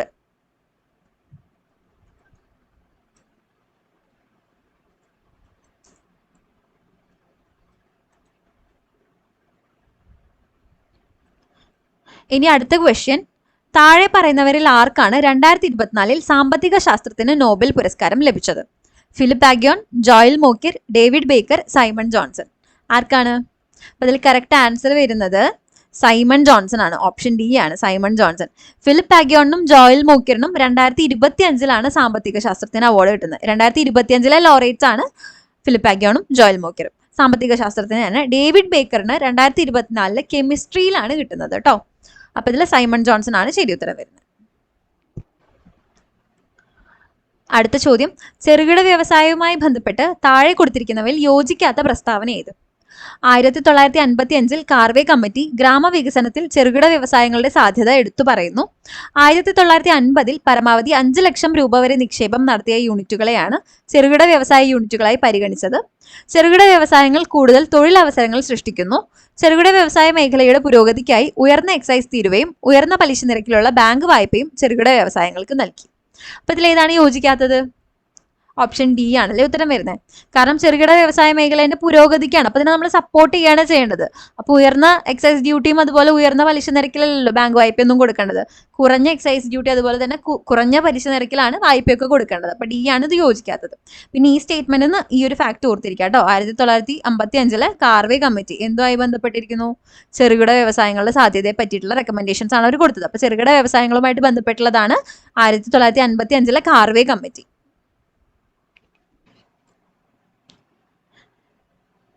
ഇനി റിസർവ് ബാങ്ക് ഓഫ് ഇന്ത്യ സ്ഥാപിതമായത് ഏത് കമ്മീഷന്റെ ശുപാർശ പ്രകാരമാണ്? ഏത് കമ്മീഷന്റെയാണ്? കറക്റ്റ് ആൻസർ വരുന്നത് ഓപ്ഷൻ സി ആണ്, ഹിൽട്ടൺ യങ് കമ്മീഷൻ. ഏത് വർഷമാണ് reserve bank of India establish ആയിട്ടുള്ളത്? 1935 ആണ്. 1935 ഏപ്രിൽ 1 RBI നിലവിൽ വരുന്നത് കേട്ടോ. ഇനി RBIനെ പറ്റി പഠിക്കുമ്പോൾ നമ്മൾ എന്തായാലും RBIന്റെ ഓപ്പൺ മാർക്കറ്റ് ഓപ്പറേഷൻസ് ഒക്കെ നോക്കിയിട്ട് പോകണം. അതുപോലെ തന്നെ മണി ലിക്വിഡിറ്റി നമ്മൾ M1, MO, M2 എന്നൊക്കെ പറഞ്ഞ് കഴിഞ്ഞ എക്സാമിന്റെ അനാലിസിസിൽ ഡീറ്റെയിൽ ആയിട്ട് പറഞ്ഞിട്ടുണ്ടായിരുന്നു. അപ്പൊ അതൊക്കെ ഒന്ന് റിവൈസ് ചെയ്യാം. ഇനി ഓപ്പൺ മാർക്കറ്റ് ഓപ്പറേഷൻസ്, OMO അല്ലെ. ഓപ്പൺ മാർക്കറ്റ് ഓപ്പറേഷൻസ് എന്ന് പറയുമ്പോൾ എന്താണ് RBI മെയിൻലി ചെയ്യുന്നത്? ഇവിടെ സർക്കുലേഷൻ ഓഫ് മണി, ആളുകളുടെ കയ്യിൽ ഉള്ള മണി സർക്കുലേഷൻ അനുസരിച്ച് ഇൻഫ്ലേഷൻ കൂടുന്നതും കുറയുന്നതും നോക്കി നമ്മുടെ എക്കണോമിനെ എന്ത് ചെയ്യുക? ബാലൻസ് ചെയ്ത് കൊണ്ടുപോവുക. അപ്പം ഓപ്പൺ മാർക്കറ്റ് ഓപ്പറേഷനിൽ എന്താണ് ചെയ്യുന്നത്? ഇൻഫ്ലേഷൻ കൂടുന്നുണ്ടെങ്കിൽ RBI എന്ത് ചെയ്യും? ബാങ്കിന്റെ റേറ്റുകളും അതുപോലെ തന്നെ മറ്റേ CRR, SLR തുടങ്ങിയ റേറ്റുകളൊക്കെ കൂട്ടും, റിപ്പോ റേറ്റ് അതൊക്കെ കൂട്ടും. അപ്പം ഇൻഫ്ലേഷൻ കൂടുമ്പം ഇതിൻ്റെയൊക്കെ ഇൻട്രസ്റ്റ് റേറ്റ് കൂട്ടും. ഇൻട്രസ്റ്റ് റേറ്റ് കൂട്ടുമ്പോൾ എന്തുണ്ടാവും? ഇൻഫ്ലേഷൻ എന്ന് പറഞ്ഞാൽ എന്താണ്? പണപ്പെരുപ്പം. ആളുകളുടെ കയ്യിൽ അല്ലെങ്കിൽ നമ്മുടെ സമ്പദ് വ്യവസ്ഥയിൽ ഇപ്പം പണപ്പെരുപ്പമാണ്. ഒരുപാട് സാധനങ്ങളുടെ വിലക്കയറ്റം നടക്കുന്നുണ്ട്. അതിനനുസരിച്ച് ആളുകളുടെ കയ്യിൽ പൈസയും ഉണ്ട്. അപ്പം ഡിമാൻഡിനനുസരിച്ച് സാധനങ്ങൾ കിട്ടുന്നില്ല. അതാണ് ഇൻഫ്ലേഷന്റെ സമയത്ത് വരുന്നത്. അപ്പം ഒരു എന്താ പറയാ, എല്ലാത്തിനും ഒരേപോലെ വില കയറുന്നുണ്ട്. അതുപോലെ തന്നെ ആളുകളുടെ കയ്യിൽ പൈസയുണ്ട്, സർക്കുലേഷൻ ഓഫ് മണിയും കൂടുതലാണ്. അപ്പം അത് കുറയ്ക്കണം, ആളുകളുടെ കയ്യിലുള്ള പൈസ കുറയ്ക്കണം. അപ്പം ബാങ്കിൽ ഇൻട്രസ്റ്റ് റേറ്റ് കൂട്ടും. ഇൻട്രസ്റ്റ് റേറ്റ് കൂട്ടുമ്പോൾ എന്താവും? ആൾക്കാർ ഡെപ്പോസിറ്റ് ചെയ്യും കൂടുതൽ. ഇൻട്രസ്റ്റ് റേറ്റ് കൂടുമ്പോൾ മണി ഡെപ്പോസിറ്റ് ചെയ്യാൻ സാധ്യത കൂടുതലാണ്. അതുപോലെ തന്നെ ഇവരെന്ത് ചെയ്യും? ഗവൺമെന്റ് സെക്യൂരിറ്റീസ് ഒക്കെ സെല്ല് ചെയ്യും. അപ്പൊ സെക്യൂരിറ്റീസ് സെല്ല് ചെയ്യുമ്പോൾ ആളുകൾ അത് വാങ്ങും. ആളുകളുടെ കയ്യിലിരിക്കുന്ന പൈസ എവിടെ കിട്ടും? RBIയുടെ അതുപോലെ ഗവൺമെന്റിന്റെ കയ്യിലേക്ക് കിട്ടും. അപ്പം സർക്കുലേഷനിലുള്ള പൈസ കുറയും. ഇൻഫ്ലേഷൻ കൂടുമ്പം എന്ത് ചെയ്യും? ഇൻട്രസ്റ്റ് റേറ്റ് കൂട്ടും, അതുപോലെ ഗവൺമെന്റ് സെക്യൂരിറ്റീസ് വിൽക്കും. അങ്ങനെ ആളുകളുടെ കയ്യിലുള്ള പൈസ എന്ത് ചെയ്യും? ബാങ്കിലേക്ക് വരും. ഇനി ഇൻഫ്ലേഷൻ കുറയുന്ന സാഹചര്യമാണെന്ന് വിചാരിക്കുക. ഇതുപോലെ പണപ്പെരുപ്പമല്ല, ഇൻഫ്ലേഷൻ കുറവാണ്, ആളുകളുടെ കയ്യിൽ സർക്കുലേഷൻ ഓഫ് മണി കുറവാണ്. അപ്പം നമ്മൾ എന്ത് ചെയ്യണം? മണി സർക്കുലേഷൻ കൂട്ടണം. RBI മണി സർക്കുലേഷൻ കൂട്ടണം. അപ്പം അതിനുവേണ്ടി RBI എന്ത് ചെയ്യും? ഇൻട്രസ്റ്റ് റേറ്റുകളൊക്കെ കുറയ്ക്കും. ബാങ്കിൽ ഇൻട്രസ്റ്റ് റേറ്റുകളൊക്കെ കുറഞ്ഞു കഴിഞ്ഞാൽ ആളുകൾ ലോൺ എടുക്കുന്നത് കൂടും, അല്ലെ? അപ്പം ആളുകളുടെ കയ്യിൽ കൂടുതൽ പൈസ വരും. അതുപോലെ തന്നെ ഗവൺമെന്റ് സെക്യൂരിറ്റീസ് എന്ത് ചെയ്യും? ഇവർ വാങ്ങും. ആളുകളുടെ കയ്യിലുള്ള ഗവൺമെന്റ് സെക്യൂരിറ്റീസ് വാങ്ങുമ്പം ഗവൺമെന്റിന്റെ RBIന്റെ കയ്യിൽ നിന്നുള്ള പൈസ പബ്ലിക്കിലേക്ക് പോവാണല്ലോ. അപ്പൊ സർക്കുലേഷൻ ഓഫ് മണി കൂടും. അപ്പം എന്ത് ചെയ്യും? അവിടെ പൈസേന്റെ ആ ഒരു ഒഴുക്ക് കൂടുതലായിട്ട് വരും. അങ്ങനെ ഇൻഫ്ലേഷനെ നമുക്ക് എന്ത് ചെയ്യാൻ പറ്റും? ബാലൻസ് ചെയ്ത് കൊണ്ടുപോകാൻ പറ്റും. അപ്പൊ ഇൻഫ്ലേഷൻ കൂടുമ്പോൾ ഇൻട്രസ്റ്റ് റേറ്റ് കൂടും, ഗവൺമെന്റ് സെക്യൂരിറ്റീസ് സെയിൽ ചെയ്യും. ഇൻഫ്ലേഷൻ കുറയുമ്പം ഇൻട്രസ്റ്റ് റേറ്റും കുറയ്ക്കും, ബാങ്കിന്റെ ഗവൺമെന്റ് സെക്യൂരിറ്റീസ് വാങ്ങുകയാണ് ചെയ്യുക. ഇതിനെയാണ് ഓപ്പൺ മാർക്കറ്റ് ഓപ്പറേഷൻ എന്ന് പറയുന്നത്. അങ്ങനെ നമ്മുടെ ഈ ഒരു എക്കണോമീനെ ഒരു ബാലൻസിൽ കൊണ്ടുവന്നതിൽ മെയിൻ പങ്ക് വഹിക്കുന്നത് ആരാണ്? RBI ആണ്. അപ്പൊ അത് ജസ്റ്റ് ഒന്ന് അറിഞ്ഞിരിക്കുക. പിന്നെ അതുപോലെ മണി ലിക്വിഡിറ്റിന്റെ കാര്യങ്ങളൊക്കെ.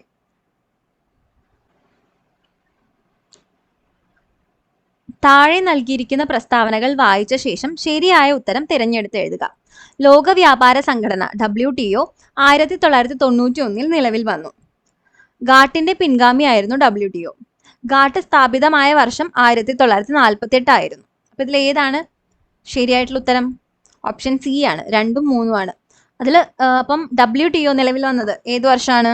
1991 അല്ല, 1995 ജനുവരി 1 WTO വേൾഡ് ട്രേഡ് ഓർഗനൈസേഷൻ നിലവിൽ വരുന്നത് കേട്ടോ. 1995 ജനുവരി 1.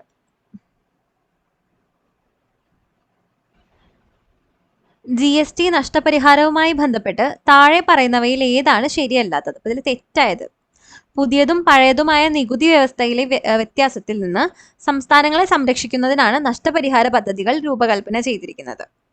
സാമ്പത്തിക വളർച്ചയിലെ തകർച്ചയുടെ ഫലമായി നികുതി വരുമാനത്തിൽ ഇടിവ് സംഭവിക്കുന്ന സാഹചര്യത്തിൽ സംസ്ഥാനത്തിന്റെ വരുമാനത്തിലേക്കുള്ള ഒരു ബഫറായി നഷ്ടപരിഹാര സംവിധാനം വിഭാവനം ചെയ്തു. GSTയുടെ അന്തർ സംസ്ഥാന വിതരണത്തിലെ വ്യത്യാസങ്ങൾ മറികടക്കാൻ സംസ്ഥാനങ്ങളെ സഹായിക്കുക എന്നതായിരുന്നു നഷ്ടപരിഹാര ക്രമീകരണത്തിന്റെ ലക്ഷ്യം. മുകളിൽ പറഞ്ഞവ ഒന്നുമല്ല. ഇതിൽ ഏതാണ് ഉത്തരം വരുന്നത്? B ആണ്, അല്ലെ? സാമ്പത്തിക വളർച്ചയിലെ തകർച്ചയുടെ ഫലമായി നികുതി വരുമാനത്തിൽ ഇടിവ് സംഭവിക്കുന്ന സാഹചര്യങ്ങളിൽ സംസ്ഥാനത്തിന്റെ വരുമാനത്തിലേക്കുള്ള ഒരു ബഫറായിട്ട് നഷ്ടപരിഹാര സംവിധാനം വിഭാവനം ചെയ്തു. അത് തെറ്റായിട്ടുള്ള സ്റ്റേറ്റ്മെന്റ് ആണ്. മറ്റു രണ്ടും ശരിയാണ്, അല്ലെ? അതുപോലെ GSTനെ പറ്റി പറയുമ്പം ബേസിക് ഫാക്ട്സ് എന്തൊക്കെയാണ്? GST നിലവിൽ വന്നത് 2017 ജൂലൈ 1 അതുപോലെ തന്നെ 101 ഭരണഘടനാ ഭേദഗതിയുടെ ഭാഗമായിട്ടാണ് വരുന്നത്, അല്ലെ? 101st അമെന്റ്മെന്റിന്റെ ഭാഗമായിട്ടാണ് GST നിലവിൽ വരുന്നത്. പിന്നെ GST കൗൺസിൽ നിലവിൽ വന്നത് ഏത് ആർട്ടിക്കിളിന്റെ ബലത്തിലാണ്, അല്ലെങ്കിൽ ഏതൊരു ആർട്ടിക്കിളിലൂടെയാണ് GST കൗൺസിൽ എസ്റ്റാബ്ലിഷ് ചെയ്തത്? ആർട്ടിക്കിൾ 279A പ്രകാരമാണ് GST കൗൺസിൽ നിലവിൽ വന്നത്. അപ്പൊ ഇതൊക്കെ ഓർത്തിരിക്കുക, ഫാക്ട്സ് ചോദിക്കാവുന്നതാണ്.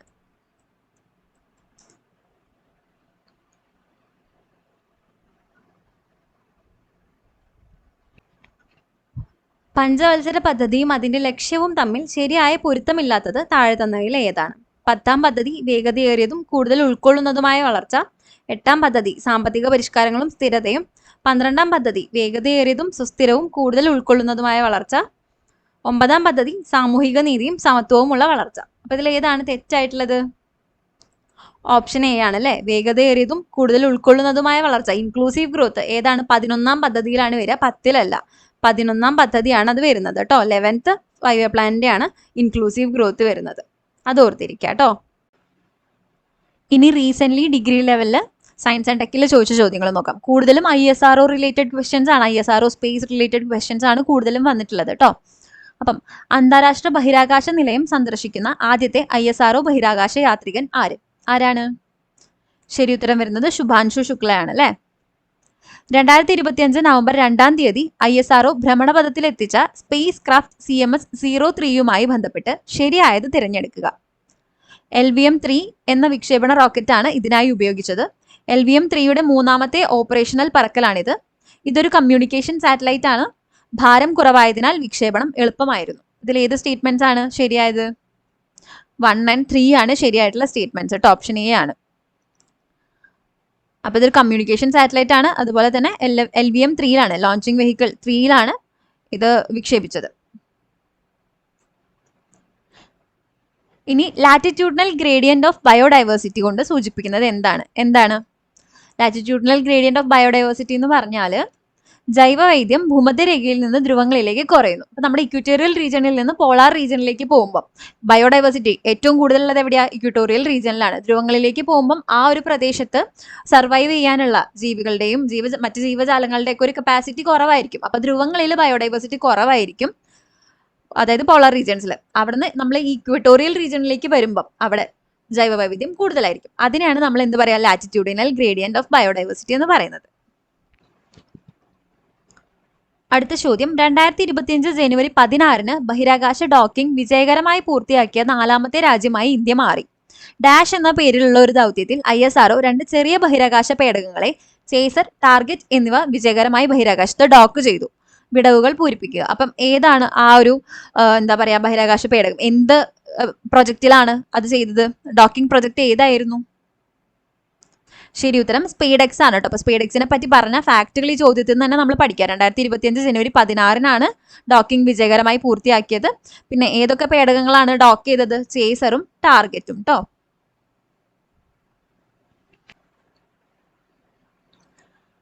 ഇന്ത്യയുടെ ആദ്യത്തെ എക്സ്റേ പോളറിമീറ്റർ ഉപഗ്രഹമാണ് എക്സ്പോസാറ്റ്. എക്സ്റേ പോളിമെട്രി സാങ്കേതിക വിദ്യ വഴി എക്സ്പോസാറ്റിന് പഠനവിധേയമാക്കാൻ കഴിയാത്ത ആകാശ വസ്തുക്കൾ ഏതെല്ലാം? അപ്പോൾ ഇതിൽ കഴിയാത്തത് ഏതാണെന്നാണ് നമ്മളോട് ചോദിച്ചിട്ടുള്ളത്. ഉത്തരം വരുന്നത് എക്സോ പ്ലാനറ്റുകളും ധൂമകേതുക്കളും. അപ്പോൾ എക്സോ പ്ലാനറ്റുകളും ധൂമകേതുക്കളും പഠിക്കാൻ കഴിയില്ല. പക്ഷേ ഇതിനെ ഏതൊക്കെ പഠനവിധേയമാക്കാൻ കഴിയുമെന്ന് നമ്മളുടെ അടുത്ത എക്സാമ്പിൾ ചോദിച്ചാൽ നമുക്ക് ഇതൊക്കെ അറിഞ്ഞിരിക്കണം. തമോഗർത്തങ്ങളും അവയുടെ ബൈനറികളും, അതുപോലെ ന്യൂട്രോൺ നക്ഷത്രങ്ങളും പൾസാറുകളും ആക്റ്റീവ് ഗാലക്റ്റിക് ന്യൂക്ലിയസുകൾ. അപ്പോൾ ഇതൊക്കെ എക്സ്പോസാറ്റിന് പഠനവിധേയമാക്കാൻ കഴിയും. അപ്പം എക്സ്പോസാറ്റ് ഉപയോഗിക്കുന്ന സാങ്കേതിക വിദ്യ ഏതാണെന്ന് ചോദിച്ചാൽ ഏതാണ്? എക്സ്റേ പോളിമെട്രി സാങ്കേതിക വിദ്യ. ഇതും അറിഞ്ഞിരിക്കുക കേട്ടോ. അപ്പോൾ നമ്മൾ നേരത്തെ ക്വസ്റ്റ്യൻസിൽ പറഞ്ഞു പോയ ഇന്ത്യയുടെ മേജർ സ്പേസ് മിഷൻസ് ആണ് ഈ ടേബിൾസിൽ കൊടുത്തിട്ടുള്ളത്. അപ്പോൾ അതിൽ ഇമ്പോർട്ടൻ്റ് ആയിട്ടുള്ളത് എന്തായാലും പഠിച്ചു പോകാം കേട്ടോ. ചന്ദ്രയാൻ 3, അതുപോലെ ആദിത്യ L1, എക്സ്പോസാറ്റ്, സ്പേഡെക്സ് ഒക്കെ ഏറ്റവും ഇമ്പോർട്ടൻ്റ് ആണ് കേട്ടോ. അപ്പോൾ ഇതൊക്കെ പഠിച്ചു പോകാം. ഇതിൽ ചന്ദ്രയാൻ 3 ലോഞ്ച് ഡേറ്റ് എന്നാണ്? 14 July 2023-ലാണ്. Launch vehicle LVM-3 M4 ആണ് കേട്ടോ. സോഫ്റ്റ് ലാൻഡിങ് ആയിരുന്നു. അതുപോലെ തന്നെ അവിടെ പ്രഗ്യാൻ എന്ന് പറയുന്ന ഒരു റോവർ നമ്മൾ ഡിപ്ലോയ് ചെയ്തിട്ടുണ്ടായിരുന്നു. പ്രഗ്യാൻ റോവറാണ് നമുക്ക് അവിടുത്തെ ചിത്രങ്ങളൊക്കെ എടുത്ത് അയച്ചു തന്നിരുന്നത്. ഇനി ആദിത്യ L1 2 സെപ്റ്റംബർ 2023-ലാണ് ലോഞ്ച് ചെയ്തത്. ലോഞ്ച് വെഹിക്കിൾ PSLV C57 ആണ്. ഇന്ത്യയുടെ ആദ്യത്തെ സോളാർ ഒബ്സർവേറ്ററി ആണ് അല്ലേ. അത് എവിടെയാണ്? ലഗ്രാഞ്ച് പോയിന്റ് 1-ലാണ് ഇൻസേർട്ട് ചെയ്തിട്ടുള്ളത്, ഹാലോ ഓർബിറ്റിൽ. ഇനി എക്സ്പോസാറ്റ് 1 ജാൻ 2024-ലാണ് ലോഞ്ച് ചെയ്തത്, PSLV C58. ഇന്ത്യയുടെ ആദ്യത്തെ ഡെഡിക്കേറ്റഡ് എക്സ്റേ പോളാരിമെട്രി സാറ്റലൈറ്റ് ആണ്. നമ്മൾ നേരത്തെ ക്വസ്റ്റ്യനിൽ കണ്ടു അല്ലെ.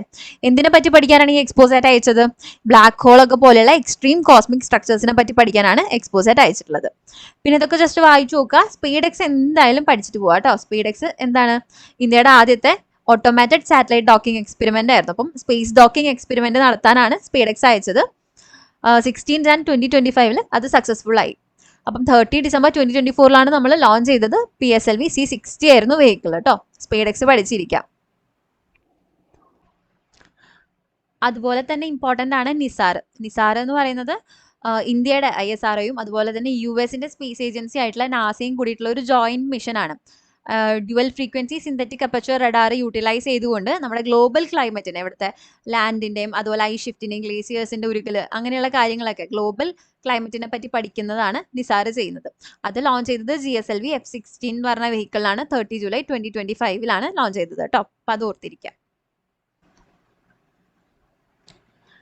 2025 രസതന്ത്ര നോബൽ സമ്മാനം ലഭിച്ചവരുടെ പട്ടികയിൽ ഉൾപ്പെടാത്തത് ആര്? Susumu Kitagawa, Omar Yaghi, John M Martinis, Richard Robson. അപ്പം ഇതൊക്കെ നോബൽ പ്രൈസ് ഒക്കെ എന്തായാലും നമ്മൾ ബൈഹാർട്ട് പഠിച്ചു പോകേണ്ട കാര്യമാണ്. ഈ എക്സാമിന് അല്ലെങ്കിൽ നമ്മൾ എഴുതുന്ന അടുത്ത എക്സാമിന് എന്തായാലും ചോദിക്കും. അപ്പം ഇതിലേതാണ് കറക്റ്റ് ആൻസർ വരുന്നത്? Correct answer John M Martinez ആണ്. ജോൺ എം മാർട്ടിനസിന് ഭൗതിക ശാസ്ത്രത്തിലാണ് അവാർഡ് ലഭിച്ചത്. 2025 തന്നെയാണ്, പക്ഷെ ഫിസിക്സിനാണ് കിട്ടിയത് കേട്ടോ. അപ്പം നമുക്ക് നോക്കാം 2025 നോബൽ ലോറിയേറ്റ്സ് ആരൊക്കെയാണെന്ന്. ഫിസിക്സിൽ John M Martinis, Michel H Devoret, John Clarke. അവരുടെ തിയറി എന്തായിരുന്നു, അല്ലെങ്കിൽ അവരുടെ കോൺട്രിബ്യൂഷൻ എന്തായിരുന്നു? മാക്രോസ്കോപ്പിക് ക്വാണ്ടം മെക്കാനിക്കൽ ടണലിംഗ് ആയിരുന്നു. ഇനി കെമിസ്ട്രിയിൽ Omar M Yaghi, Susumu Kitagawa, Richard Robson. അപ്പം മെറ്റൽ ഓർഗാനിക് ഫ്രെയിംവർക്സിന്റെ ഡെവലപ്മെന്റിന് വേണ്ടിയിട്ടാണ് അവർക്ക് കിട്ടിയത് കേട്ടോ. ഇനി ഫിസിയോളജി അല്ലെങ്കിൽ മെഡിസിന് Mary Brunkow, Fred Ramsdell, Shimon Sakaguchi. എന്തായിരുന്നു അവരുടെ കോൺട്രിബ്യൂഷൻ? പെരിഫറൽ ഇമ്മ്യൂൺ ടോളറൻസിനെ പറ്റിയിട്ടുള്ള ഡിസ്കവറീസിനാണ്. അതുപോലെ ലസ്ലോ ക്രസ്നോഹോർക്കയ്ക്കാണ് ലിറ്ററേച്ചറിൽ കിട്ടിയിട്ടുള്ളത്, സാഹിത്യത്തിന്. പിന്നെ പീസ്, മരിയ കൊറീന മച്ചാഡോ. അവർ വെനസ്വലൻ സിറ്റിസൺ ആണ്. അവിടുത്തെ ഡെമോക്രാറ്റിക് റൈറ്റ്സിന് വേണ്ടിയിട്ട് പ്രവർത്തിച്ചതിന് വേണ്ടിയിട്ടാണ് മരിയ കൊറീന മച്ചാഡോയ്ക്ക് അവാർഡ് കിട്ടിയത് കേട്ടോ. പിന്നെ എക്കണോമിക് സയൻസിൽ Joel Mokyr, Philippe Aghion, Peter Howitt. Innovation driven economic ഗ്രോത്തിന്റെ ഫ്രെയിംവർക്സ് എക്സ്പ്ലെയിൻ ചെയ്തതിനാണ് അവർക്ക് 3 പേർക്കും സാമ്പത്തിക ശാസ്ത്രത്തിന് നോബൽ കിട്ടിയത്. ഇനി നമുക്ക് സ്പോർട്സിലെ ക്വസ്റ്റ്യൻസ് കുറച്ച് നോക്കാം കേട്ടോ. 2024 പാരീസ് ഒളിമ്പിക്സ് ഹോക്കിയിൽ വെങ്കലം നേടിയ ടീമിലെ മലയാളി താരം ആരാണ്? PR ശ്രീജേഷ് ആണ് അല്ലേ. ഇനി അർജുന അവാർഡ് നേടിയ ആദ്യ മലയാളി ആരാ? C ബാലകൃഷ്ണൻ. 1965 മൗണ്ടനിയറിംഗിനാണ് അദ്ദേഹത്തിന് അർജുന അവാർഡ് ലഭിക്കുന്നത് കേട്ടോ. ഇനി 2028 സമ്മർ ഒളിമ്പിക്സിന് ഏത് നഗരം ആതിഥേയത്വം വഹിക്കും? അപ്പൊ 2028 സമ്മർ ഒളിമ്പിക്സിന് ഏത് നഗരത്തിലാണ് അത് ഹോസ്റ്റ് ചെയ്യാൻ പോകുന്നത്? ലോസ് ഏഞ്ചലസിലാണ് കേട്ടോ. 2025 ചാമ്പ്യൻസ് ട്രോഫി ഏകദിന ക്രിക്കറ്റുമായി ബന്ധപ്പെട്ട തെറ്റായ പ്രസ്താവന ഏത്? ഫൈനലിൽ ന്യൂസിലാൻഡിനെതിരെ ഇന്ത്യക്ക് 4 വിക്കറ്റ് ജയം. ചാമ്പ്യൻസ് ട്രോഫിയിൽ ഇന്ത്യക്ക് 3ാം കിരീടം. രോഹിത് ശർമ്മയെ ടൂർണമെന്റിലെ താരമായി തിരഞ്ഞെടുത്തു. ഇതിൽ ഏതാണ് തെറ്റായിട്ടുള്ള പ്രസ്താവന? D, 3ാമത്തെയാണ് തെറ്റായിട്ടുള്ള സ്റ്റേറ്റ്മെന്റ് വരുന്നത് കേട്ടോ. ഓപ്ഷൻ D ആണ് ഉത്തരം വരുന്നത്. അപ്പൊ ഇതിൽ അതിന്റെ ഫൈനൽ കീ ഫിഗേഴ്സ് ആരൊക്കെയായിരുന്നു ഫിനാലയിലെന്ന് നമുക്ക് നോക്കാം. വിന്നേഴ്സ് ആയത് ടീം ഇന്ത്യയാണ്. വിന്നിംഗ് ക്യാപ്റ്റൻ രോഹിത് ശർമ്മയാണ്. Final player of the match Rohit ശർമ്മയാണ്. Player of the tournament Rachin രവീന്ദ്രയാണ് കേട്ടോ. ഇനി ഇന്ത്യയുടെ 3ാമത്തെ വിന്നാണ്. അതായത് 2002, 2013, 2025 അങ്ങനെ 3 തവണയാണ് ഇന്ത്യ ചാമ്പ്യൻസ് ട്രോഫി കരസ്ഥമാക്കുന്നത് കേട്ടോ. അപ്പൊ അത് ഓർത്തിരിക്കാം. അപ്പൊ ഇവിടെ രോഹിത് ശർമ്മയെ അല്ല ടൂർണമെന്റിലെ താരമായിട്ട് തിരഞ്ഞെടുത്തത്. ആരെയാണ്? രച്ചിൻ രവീന്ദ്രനെയാണ്. ഏഷ്യൻ ഗെയിംസ് 2023 താഴെ തന്നിരിക്കുന്നതിൽ ശരിയല്ലാത്തത് ഏത്? ഇന്ത്യ 28 സ്വർണം നേടി. ഇന്ത്യയുടെ സ്ഥാനം 3ാമതാണ്. ചൈനയിലെ ഹാങ് ഫൂയിൽ നടന്നു. അടുത്തത് ജപ്പാനിൽ നടക്കും. ഇതിൽ ഏതാണ് തെറ്റായിട്ടുള്ള സ്റ്റേറ്റ്മെന്റ്? ഇന്ത്യയുടെ സ്ഥാനം 3ാമതാണെന്ന് പറയുന്നതാണ് അല്ലേ. ഇന്ത്യയുടെ സ്ഥാനം എത്രയായിരുന്നു? 4ാമതായിരുന്നു. 4th റാങ്കാണ് ഇന്ത്യ വരുന്നത്. മെഡൽ ടാലി എങ്ങനെയാണ്? 28 ഗോൾഡ്, 38 സിൽവർ, 40 ബ്രോൺസ്. മൊത്തം 106 മെഡലാണ് ഇന്ത്യ നേടിയത്. ആൻഡ് എവിടെയായിരുന്നു? ചൈനയിൽ തന്നെയായിരുന്നു. ഹാങ് ഫൂലായിരുന്നു നടന്നിരുന്നത്. അതുപോലെ ഇനി അടുത്ത ഏഷ്യൻ ഗെയിംസ് എവിടെയാണ് നടക്കാൻ പോകുന്നത്? ജപ്പാനിലാണ് കേട്ടോ. അപ്പം അത് ഓർത്തിരിക്കുക. അതുപോലെ നമ്മൾ ഏറ്റവും ഇമ്പോർട്ടൻ്റ് ആയിട്ട് നോക്കണം എന്ന് പറഞ്ഞത് ഒളിമ്പിക്സും ഫിഫയാണ്. അത് നമ്മൾ ലാസ്റ്റ് വീഡിയോയിൽ അത്യാവശ്യം നല്ല ഡീറ്റെയിൽഡ് ആയിട്ട് തന്നെ പറഞ്ഞു പോയത് കൊണ്ട് ഈ വീഡിയോയിൽ അധികം ഇൻക്ലൂഡ് ചെയ്യുന്നില്ല കേട്ടോ. പിന്നെ സ്പോർട്സിൻ്റെ ഒരുപാട് സ്പോർട്സ് റിലേറ്റഡ് ഫാക്റ്റുകളും PYQ റിലേറ്റഡ് ആയിട്ടുള്ള കാര്യങ്ങളും നമ്മൾ സ്പോർട്സിൻ്റെ വീഡിയോയിൽ മുമ്പ് ചെയ്തിട്ടുണ്ടായിരുന്നു. അതും കൂടെ ഒന്ന് നോക്കി പോവാം കേട്ടോ. കാരണം 4 ക്വസ്റ്റ്യൻസ് വെച്ചിട്ട് 4 ക്വസ്റ്റ്യൻ അല്ലെങ്കിൽ ഒരു 3 ക്വസ്റ്റ്യൻ വെച്ചിട്ട് സ്പോർട്സിൽ നിന്ന് വരുന്നുണ്ട്. കഴിഞ്ഞ 2 എക്സാമിൻ്റെയും അതിൽ 4ഓ 3ഓ ക്വസ്റ്റ്യൻസ് ആയിട്ട് വന്നിട്ടുണ്ട് കേട്ടോ. അപ്പോൾ സ്പോർട്സ് ഒരിക്കലും മിസ് ചെയ്യരുത് ആ മാർക്ക്. ഇനി which of the following correctly represents India's medal tally at Paris Olympics 2024? Paris ഒളിമ്പിക്സിലെ മെഡൽ ടാലി എത്രയായിരുന്നു? 0 ഗോൾഡ്, 1 സിൽവർ, 5 ബ്രോൺസ്. മൊത്തം 6 മെഡലുകൾ. പിന്നെ ഇതൊക്കെ നമ്മൾ ഡീറ്റെയിൽ ആയിട്ട് കഴിഞ്ഞ വീഡിയോയിൽ പറഞ്ഞു പോയതാണ് ആർക്കൊക്കെയാണ് ഏതൊക്കെയാണെന്നുള്ളത്. ഇനി ലോകത്തിലെ ഏറ്റവും പ്രായം കുറഞ്ഞ ചെസ് ചാമ്പ്യൻ എന്ന പദവി അടുത്തിടെ കരസ്ഥമാക്കിയത് ആരാണ്? D ഗുകേഷ് ആണ് അല്ലേ. D ഗുകേഷ് കേട്ടോ. ഇനി ഭോഗി എന്ന പദം ഏത് കായികനമാണ് ഉപയോഗിക്കുന്നത്? അപ്പൊ ടെർമിനോളജീസ് ഇതും നമ്മൾ ആ വീഡിയോയിൽ ഡീറ്റെയിൽ ആയിട്ട് ചെയ്തിട്ടുണ്ടായിരുന്നു. ഈ ഓരോ സ്പോർട്സും അത് റിലേറ്റഡ് ആയിട്ടുള്ള ടെർമിനോളജി. അപ്പൊ ഭോഗി എന്ന് പറഞ്ഞ പദം ഏതുമായിട്ട് ബന്ധപ്പെട്ടതാണ്? ഗോൾഫുമായിട്ട് ബന്ധപ്പെട്ടതാണ് ഭോഗി എന്ന് പറയുന്ന പദം ട്ടോ. താഴെ കൊടുത്തിരിക്കുന്നവരിൽ 2024 മേജർ ധ്യാൻചന്ദ് ഖേൽരത്ന അവാർഡ് ജേതാക്കൾ ആരെല്ലാം? അപ്പൊ ഇതിൽ 2024 ഉള്ള ഇയർ കണ്ടിട്ട് തെറ്റിദ്ധരിക്കണ്ട കേട്ടോ. അതായത് 2024 ആളുകൾക്കാണ് 25 അവാർഡ് കൊടുക്കുന്നത്. അതുപോലെ 2025 ആളുകൾക്ക് 26 അവാർഡ് കൊടുക്കുന്നത്. അപ്പൊ നമ്മളൊക്കെ 2025 ഖേൽരത്ന അവാർഡ് എന്ന് പറഞ്ഞ് ചിലപ്പോൾ പഠിച്ചിട്ടുണ്ടാവാം, കൺഫ്യൂസ്ഡ് ആവണ്ട. അപ്പൊ ഇതിൽ ആർക്കൊക്കെയാണ്? ഇവർക്ക് എല്ലാവർക്കും ഗുകേഷ് ഡി, ഹർമൻപ്രീത് സിംഗ്, പ്രവീൺ കുമാർ, മാനു ഭക്കർ, ഇവർ 4 പേർക്കും 2024 മേജർ ധ്യാൻചന്ദ് ഖേൽരത്ന അവാർഡ് ലഭിച്ചിട്ടുണ്ട്. അപ്പൊ അതിൽ ഗുകേഷിന് എന്തായിരുന്നു അദ്ദേഹത്തിന്റെ ഇനം? ചെസ് ആയിരുന്നു. അതുപോലെ Harmanpreet Singh hockey, Praveen Kumar para athletics, Manu Bhaker shooting. അതായിരുന്നു അവരുടെ ഐറ്റംസ് കേട്ടോ. അപ്പൊ അത് ഓർത്തിരിക്കുക. അടുത്ത ചോദ്യം, ഇന്ത്യ ആദ്യ വനിതാ ലോകകപ്പ് ക്രിക്കറ്റ് കിരീടം നേടിയപ്പോൾ ടീം ക്യാപ്റ്റൻ ആരായിരുന്നു? ആദ്യത്തെ ആദ്യമായിട്ട് കപ്പ് കിട്ടുമ്പോൾ ടീം ക്യാപ്റ്റൻ ഹർമൻപ്രീത് കൗർ ആണ്. 2025 വിമൻസ് വേൾഡ് കപ്പിൽ ആദ്യമായിട്ട് നമുക്ക് കപ്പ് കിട്ടുന്നത്. വിന്നേഴ്സ് ഇന്ത്യ ആയിരുന്നു. ആരെയാണ് ഡിഫീറ്റ് ചെയ്തത്? സൗത്ത് ആഫ്രിക്കനാണ്. 52 റൺസിന് ഡിഫീറ്റ് ചെയ്തു. And winning captain Harmanpreet Kaur ആയിരുന്നു. Final player of the match Shafali Verma ആയിരുന്നു കേട്ടോ. അതുപോലെ player of the tournament Deepti Sharma. ഈ 2025 ഇന്ത്യക്ക് ആദ്യമായിട്ട് women's world cup cricket trophy കിട്ടുന്നത്. അപ്പൊ അതും ഓർത്തിരിക്കുക, ഇമ്പോർട്ടൻ്റ് ആണ്. ഇനി അടുത്ത question, who got the man of the match award of the T20 final held at Barbados in 2024? ആരായിരുന്നു man of the match T20 2024? Virat Kohli ആയിരുന്നു കേട്ടോ. ഇനി 2024 മെൻസ് T20 വേൾഡ് കപ്പിൽ വിന്നേഴ്സ് ഇന്ത്യ ആയിരുന്നു. വിന്നിംഗ് ക്യാപ്റ്റൻ രോഹിത് ശർമ്മ ആയിരുന്നു. Final player of the match Virat കോഹ്ലിയും player of the tournament Jasprit Bumrah ആയിരുന്നു. പക്ഷെ ഇതിനേക്കാളും കൂടുതൽ നമ്മൾ 2026 ഓർത്തിരിക്കുക. 2026 ഇന്ത്യ തന്നെയാണ് വിൻ ചെയ്തത്. വിന്നിംഗ് ക്യാപ്റ്റൻ സൂര്യകുമാർ യാദവ് ആയിരുന്നു. അതുപോലെ player of the match Jasprit Bumrah, player of the tournament Sanju Samson. അത് എന്തായാലും ഓർത്തിരിക്കുക കേട്ടോ, കാരണം മലയാളി കൂടിയാണ്, ഒരുപക്ഷെ ചോദിക്കാം. അപ്പം 2026 മെൻസ് T20 വേൾഡ് കപ്പിലെ player of the tournament Sanju Samson ആണ്. പിന്നെ ഇന്ത്യയുടെ തേർഡ് വിന്നാണ് 2007, 2024, പിന്നെ 2026. മൂന്നാമത്തെ തവണയാണ് T20 വേൾഡ് കപ്പ് ലഭിക്കുന്നത്. അടുത്ത ചോദ്യം, കേരള കായിക ദിനം എന്നാണ് കേരള കായിക ദിനം? ഒക്ടോബർ 13 കേരള കായിക ദിനം വരുന്നത്. ഇനി ദേശീയ കായിക ദിനം എന്നാണ്? നാഷണൽ സ്പോർട്സ് ഡേ വരുന്നത് ഓഗസ്റ്റ് 29 കേട്ടോ. അപ്പൊ August 29 national sports day, October 13 ഏതാണ്? കേരള കായിക ദിനം. ഓർത്തിരിക്കുക. ഇനി ആർട്ട് ആൻഡ് കൾച്ചറിലെ ക്വസ്റ്റ്യൻസിലേക്ക് വരുമ്പോൾ കഴിഞ്ഞ 2 ഫേസിലും ഭയങ്കര ഡിഫിക്കൽട്ട് ആയിരുന്നു അല്ലേ പേപ്പർ. അതിലാകെ നമ്മൾ എക്സ്പെക്ട് ചെയ്തത് എന്നുള്ള രീതിയിൽ വന്നത് JR ഇന്ദുഗോപന്റെ ആനു. അതും കുറെ പേര് കൺഫ്യൂസ്ഡ് ആയിട്ട് തെറ്റിച്ചിട്ടുണ്ടെന്നാണ് പറഞ്ഞത്. സാഹിത്യ അക്കാദമി അവാർഡ് ലഭിച്ച കൃതിയാണ് ആനു. പിന്നെ അതല്ലാതെ കുഞ്ചൻ നമ്പ്യാരുടെ ക്വസ്റ്റ്യൻ വന്നിരുന്നു. CV രാമൻപിള്ളയുടെയാണ് സെക്കൻഡ് ഫേസിൽ വന്നത്. അപ്പൊ പഴയകാല എഴുത്തുകാരുടെയാണ് 2 ഡീറ്റെയിൽഡ് ആയിട്ടുള്ള ക്വസ്റ്റ്യൻ വന്നത്. അപ്പോൾ ഒരുപക്ഷെ ചെറുശ്ശേരിയോ അല്ലെങ്കിൽ വേറെ ആരെങ്കിലും ഒക്കെ അങ്ങനെ പഴയ കാലത്തെ ഒരു എഴുത്തുകാരെ പറ്റിയിട്ടുള്ള എന്തെങ്കിലും ഒരു ക്വസ്റ്റ്യൻ നമുക്ക് ഈ ഫേസിൽ എക്സ്പെക്ട് ചെയ്യാം.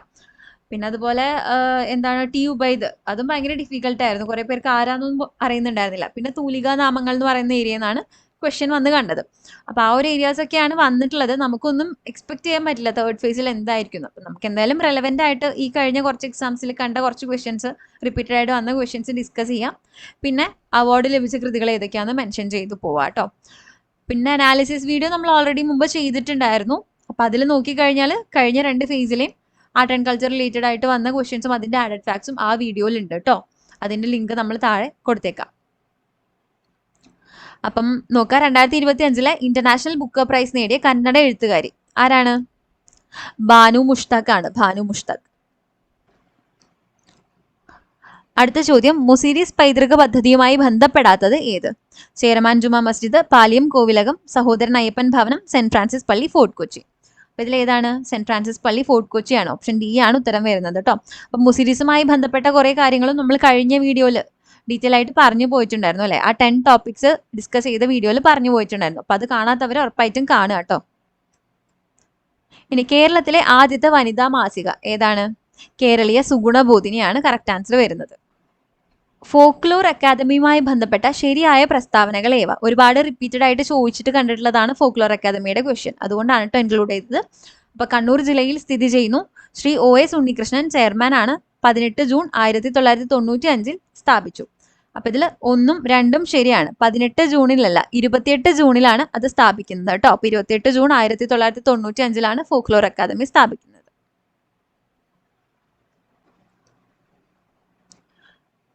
ഇനി ജ്ഞാനപീഠം അവാർഡ് നേടിയ മലയാളികളും വർഷങ്ങളും താഴെ കൊടുത്തിരിക്കുന്നവയിൽ നിന്ന് ശരിയായ ജോഡി തിരഞ്ഞെടുത്ത് എഴുതുക. ഇതിൽ കറക്റ്റ് ആയിട്ടുള്ളതാണ് നമ്മളോട് ചോദിച്ചിട്ടുള്ളത്. ഇതിൽ ശരിയായിട്ട് വരുന്നത് തകഴി ശിവശങ്കരപ്പിള്ള 1984 കേട്ടോ ശരിയായിട്ടുള്ളത്. അപ്പം ഇനി നമുക്ക് മൊത്തം 6 മലയാളി ഓഥേഴ്സിനാണ് ജ്ഞാനപീഠം അവാർഡ് ലഭിച്ചിട്ടുള്ളത്. ഏറ്റവും ആദ്യമായിട്ട് ജ്ഞാനപീഠം ലഭിച്ചിട്ടുള്ള മലയാളി എന്ന് പറയുന്നത് G ശങ്കരക്കുറുപ്പാണ് 1965. അതിനുശേഷം 1980 SK Pottekkatt, 1984 Thakazhi Sivasankara Pillai, 95 MT Vasudevan Nair, 2007 ONV Kurup, ഏറ്റവും അവസാനമായിട്ട് 2019 അക്കിത്തം അച്യുതൻ നമ്പൂതിരി. അപ്പൊ ഈ 6 പേർക്കാണ് കേരളത്തിൽ നിന്ന് ജ്ഞാനപീഠം ലഭിച്ചിട്ടുള്ളത്. ഓർത്തിരിക്കാട്ടോ, റിപ്പീറ്റഡ് ആയിട്ട് ചോദിച്ചിട്ടുണ്ട്.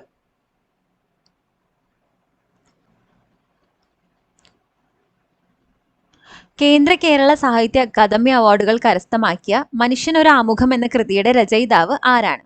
ആരാണ് മനുഷ്യനൊരു ആമുഖം എന്ന പുസ്തകം രചിച്ചിരിക്കുന്നത്? ഓപ്ഷൻ ഡി സുഭാഷ് ചന്ദ്രനാണ് കറക്റ്റ് ആൻസർ. ഇനി ഈ വർഷത്തെ കേന്ദ്ര സാഹിത്യ അക്കാദമി അവാർഡ് ആർക്കാണ് ലഭിച്ചിരിക്കുന്നത് നമുക്ക് നോക്കാം. ആർക്കാണ്? N പ്രഭാകരനാണ്. മായാ മനുഷ്യർ എന്ന് പറയുന്ന കൃതിക്ക് വേണ്ടിയിട്ട് N പ്രഭാകരനാണ് 2025 കേന്ദ്ര സാഹിത്യ അക്കാദമി അവാർഡ് ലഭിച്ചിരിക്കുന്നത്. അതുപോലെ കേന്ദ്ര സാഹിത്യ അക്കാദമി യുവ പുരസ്കാരം അഖിൽ P ധർമ്മജനാണ് റാം കെയർ ഓഫ് ആനന്ദി എന്ന് പറയുന്ന പുസ്തകത്തിന്. ബാലസാഹിത്യ പുരസ്കാരം ആർക്കാണ് ലഭിച്ചിരിക്കുന്നത്? ശ്രീജിത്ത് മൂത്തേടമാണ്. അദ്ദേഹത്തിന്റെ നോവലിന്റെ പേര് പെൻഗ്വിനുകളുടെ വൻകരയിൽ എന്നാണ്. പെൻഗ്വിനുകളുടെ വൻകരയിൽ, ശ്രീജിത്ത് മൂത്തേടൻ. അപ്പൊ ഈ കൃതികളും എഴുത്തുകാരെയും ഓർത്തിരിക്കുക കേട്ടോ. അതുപോലെ ഈ വർഷം 2025 ജ്ഞാനപീഠം ലഭിച്ചത് R വൈരമുത്തുവിനാണ് കേട്ടോ. പിന്നെ കേരളത്തിലെ സ്റ്റേറ്റ് ലെവൽ ലിറ്ററേച്ചർ അവാർഡ്സ് നോക്കുകയാണെങ്കിൽ കേരള സാഹിത്യ അക്കാദമി അവാർഡ് 2025 ലഭിച്ചത് ആർക്കാണ്? Best novel GR ഇന്ദുഗോപന്റെ ആനോ. അതുപോലെ ബെസ്റ്റ് പോയട്രി അനിത തമ്പിയുടെ മുരിങ്ങ വാഴ കരിവീപ്പ്. ബെസ്റ്റ് ഷോർട്ട് സ്റ്റോറി ചെറുകഥ ഗരിസപ്പ അരുവി അഥവാ ഒരു ജലയാത്ര V ഷിനിലാലിന്റെ ആണ് കേട്ടോ. അതുപോലെ ബെസ്റ്റ് ബയോഗ്രഫി അല്ലെങ്കിൽ ഓട്ടോബയോഗ്രഫി ഞാൻ എന്ന ഭാവം ഡോക്ടർ K രാജശേഖരൻ നായരുടെ. ബെസ്റ്റ് യാത്രാ വിവരണം ട്രാവലോഗ് ആരോഹണം ഹിമാലയം KR അജയന്റെ ആണ് കേട്ടോ പുസ്തകം. ഇനി അക്കാദമി ഫെലോഷിപ്പ് 2 പേർക്കാണ് ലഭിച്ചിട്ടുള്ളത്. KV രാമകൃഷ്ണൻ, ഏഴാച്ചേരി രാമചന്ദ്രൻ. അതുപോലെ തന്നെ 49ാമത് വയലാർ അവാർഡ് ലഭിച്ചിട്ടുള്ളത് E സന്തോഷ് കുമാറിനാണ്. തപോമയ്യയുടെ അച്ഛൻ അദ്ദേഹത്തിന്റെ കൃതി. ഇനി ഓടക്കുഴൽ അവാർഡ് ലിറ്റററി ക്രിട്ടിക് ആയിട്ടുള്ള EP രാജഗോപാലനാണ്. അദ്ദേഹത്തിന്റെ പുസ്തകം ഉൾക്കഥ, അതിനാണ് ഓടക്കുഴൽ അവാർഡ് ലഭിച്ചിട്ടുള്ളത്. ഇനി ONV സാഹിത്യ പുരസ്കാരം പ്രഭാവർമ്മയ്ക്കാണ് ലഭിച്ചിട്ടുള്ളത്, അദ്ദേഹത്തിന്റെ സമഗ്ര സംഭാവനയ്ക്ക് വേണ്ടിയിട്ട്. അതുപോലെ എഴുത്തച്ഛൻ പുരസ്കാരം ഏറ്റവും വലിയ പരമോന്നതമായിട്ടുള്ള ലിറ്ററേച്ചർ അവാർഡാണ് കേരളത്തിലെ, അല്ലെ? അപ്പം എഴുത്തച്ഛൻ പുരസ്കാരം ആർക്കാണ്? KG ശങ്കരൻ പിള്ളയ്ക്കാണ് ലഭിച്ചിട്ടുള്ളത്. അത് ഓർത്തിരിക്കുക, ഇമ്പോർട്ടന്റ് ആണ് കേട്ടോ. തിക്കൊടിയൻ എന്ന തൂലികാ നാമത്തിൽ അറിയപ്പെടുന്ന സാഹിത്യകാരൻ ആര്? അപ്പൊ ആരാണ് തിക്കൊടിയൻ എന്ന തൂലികാ നാമത്തിൽ അറിയപ്പെടുന്നത്? കുഞ്ഞനന്ദൻ നായരാണ് കേട്ടോ. അതുപോലെ 1-2 ഇതുപോലെ PSC റിപ്പീറ്റഡ് ആയിട്ട് ചോദിച്ചിട്ടുള്ള കുറച്ച് തൂലികാ നാമങ്ങളാണ് ഇവിടെ കൊടുത്തിട്ടുള്ളത്. പാറപ്പുറത്ത് എന്നറിയപ്പെടുന്നത് EK മത്തായി ആണ്. പ്രേംജി MP ഭട്ടതിരിപ്പാട്. മാലി എന്നറിയപ്പെടുന്നത് മാധവൻ നായരാണ്. മുല്ലനേഴി നീലകണ്ഠൻ. അതുപോലെ വിലാസിനി MK മേനോനാണ്. Induchoodan KK Neelakantan. Uroob PC Kuttikrishnan. Kakkanadan George Varghese. Kovilan എന്നറിയപ്പെടുന്നത് VV അയ്യപ്പനാണ്. Cherukad C Govinda Pisharody. Ayyaneth AP Pathrose. Idamaruku TC Joseph. Nandanar എന്നറിയപ്പെടുന്നത് PC ഗോപാലൻ. അപ്പൊ ഇതൊക്കെ റിപ്പീറ്റഡ് ആയിട്ട് ചോദിച്ച് കണ്ടിട്ടുള്ള കുറച്ച് തൂലികാ നാമങ്ങളാണ്. ഇതല്ലാതെ നമ്മൾ ഫാക്ട് ഫയലൊക്കെ ഫോളോ ചെയ്യുന്നവരാണ് എന്നുണ്ടെങ്കിൽ അതിൽ ധാരാളമായിട്ട് കൊടുത്തിട്ടുണ്ട്. അതൊക്കെ ജസ്റ്റ് സമയം കിട്ടുകയാണെങ്കിൽ ഒന്ന് മറിച്ചു നോക്കുക കേട്ടോ. പിന്നെ അടുത്തത് കലാമണ്ഡലത്തിനെ റിലേറ്റ് ചെയ്തിട്ടുള്ള ഒരു ക്വസ്റ്റ്യൻ ആണ്. താഴെ തന്നിരിക്കുന്നവയിൽ ശരിയായ പ്രസ്താവന ഏത്? നാലാപ്പാട്ട് നാരായണ മേനനും മുകുന്ദരാജയും ചേർന്ന് 1930 കേരള കലാമണ്ഡലം തൃശൂർ ജില്ലയിൽ ഭാരതപ്പുഴയുടെ തീരത്ത് സ്ഥാപിച്ചു. 20ാം നൂറ്റാണ്ടിന്റെ തുടക്കത്തിൽ വംശനാശത്തിന്റെ വക്കിലെത്തിയ കഥകളി, കൂടിയാട്ടം, മോഹിനിയാട്ടം മുതലായ കലകളെ പുനരുജ്ജീവിപ്പിക്കുന്നതിനും സംരക്ഷിക്കുന്നതിനും വേണ്ടിയുള്ള ശ്രമങ്ങൾക്ക് പ്രശസ്തമാണ് കേരള കലാമണ്ഡലം. കേരള കലാമണ്ഡലത്തെ 2006 ഇന്ത്യ ഗവൺമെന്റ് ഡീംഡ് യൂണിവേഴ്സിറ്റിയായി പ്രഖ്യാപിച്ചു. അപ്പൊ ഇതിൽ ഏതാണ് ശരിയുത്തരം വരുന്നത്? ശരി ഉത്തരം ഓപ്ഷൻ ബി ആണ്, 2ഉം 3ഉം. ഒന്നാമത്തെ സ്റ്റേറ്റ്മെന്റ് ആണ് ഇവിടെ തെറ്റ്. അപ്പൊ അതിൽ നാലാപ്പാട്ട് നാരായണ മേനോൻ എന്ന് പറയുന്നതാണ് തെറ്റായിട്ടുള്ള ഭാഗം. ആരാണ്? വള്ളത്തോൾ നാരായണ മേനോനാണ് അവിടെ വരുന്നത് അല്ലെ. അപ്പം കേരള കലാമണ്ഡലം രൂപീകരിക്കുന്നതിന് വേണ്ടി അഹോരാത്രം പണിയെടുത്ത ഒരു വ്യക്തിയാണ് ആര്? വള്ളത്തോൾ നാരായണ മേനോൻ. 1930-ലാണ് കേരള കലാമണ്ഡലം സ്ഥാപിക്കുന്നത്. തൃശ്ശൂർ ജില്ലയിലാണ്. അതെല്ലാം ശരിയാണ്. അതുപോലെ കഥകളി, കൂടിയാട്ടം, മോഹിനിയാട്ടത്തിനെ പുനരുജ്ജീവിപ്പിക്കുന്നതിന് വേണ്ടിയിട്ടാണുള്ളത്. ഇതൊക്കെ കറക്റ്റ് ആണ് കേട്ടോ. അപ്പം ഈ ഒരു ഫൈനൽ റിവിഷൻ വീഡിയോ നിങ്ങൾക്ക് യൂസ്ഫുൾ ആയി എന്ന് വിചാരിക്കുന്നു. ഒരുപാട് ഇമ്പോർട്ടൻറ്റ് ഏരിയാസ് നമ്മൾ ഇതിൽ ഇൻക്ലൂഡ് ചെയ്യാൻ ശ്രമിച്ചിട്ടുണ്ട്. പിന്നെ നമ്മൾ ഫസ്റ്റ് ആൻഡ് സെക്കൻഡ് ഫേസിലെ ക്വസ്റ്റ്യൻ പേപ്പേഴ്സ് കണ്ടല്ലോ. അപ്പോൾ ആ ഒരു ഡിഫിക്കൽട്ടി ലെവൽ എക്സ്പെക്ട് ചെയ്തിട്ട് പോവുക. ഒരിക്കലും ഈസി ആയിട്ട് അല്ലെങ്കിൽ ഒരു ഡയറക്റ്റ് ക്വസ്റ്റ്യൻസ് വരാൻ സാധ്യത കുറവാണ്. ആപ്ലിക്കേഷൻ ലെവലിൽ അല്ലെങ്കിൽ ലോജിക് അപ്ലൈ ചെയ്തിട്ടുള്ള തരത്തിലുള്ള ക്വസ്റ്റ്യൻസ് ആയിരിക്കും കൂടുതൽ വരാൻ സാധ്യത. അപ്പം അത് എക്സ്പെക്ട് ചെയ്തിട്ട് പോവാം കേട്ടോ. സോ ഈ വീഡിയോ നിങ്ങൾക്ക് ഉപകാരപ്പെട്ടെങ്കിൽ തീർച്ചയായിട്ടും do like, share and subscribe to our channel. അതുപോലെ ആസ്പിരൻസ് ആയിട്ടുള്ള നിങ്ങളുടെ ഫ്രണ്ട്സിനും കൂടെ ഷെയർ ചെയ്ത് കൊടുക്കുക. പിന്നെ നിങ്ങളുടെ ഡൗട്ട്സ്, ക്വയറീസ്, അങ്ങനെ എന്തുണ്ടെങ്കിലും സജഷൻസ് ആയിക്കോട്ടെ, അതൊക്കെ താഴെ കമൻറ്റ് ബോക്സിൽ നമ്മളെ കമൻറ്റ് ചെയ്ത് അറിയിക്കുക കേട്ടോ. പിന്നെ ഇതിൻ്റെയൊക്കെ PDF നമ്മുടെ ടെലഗ്രാം ചാനലിൽ അവൈലബിൾ ആണ്. ടെലഗ്രാം ചാനലിലെ ലിങ്ക് താഴെ കൊടുത്തേക്കാം. അപ്പോൾ വേണ്ടവർ അവിടെ കയറി PDF ഡൗൺലോഡ് ചെയ്തെടുക്കാം കേട്ടോ. So thank you so much for watching the video. Happy learning with happiness.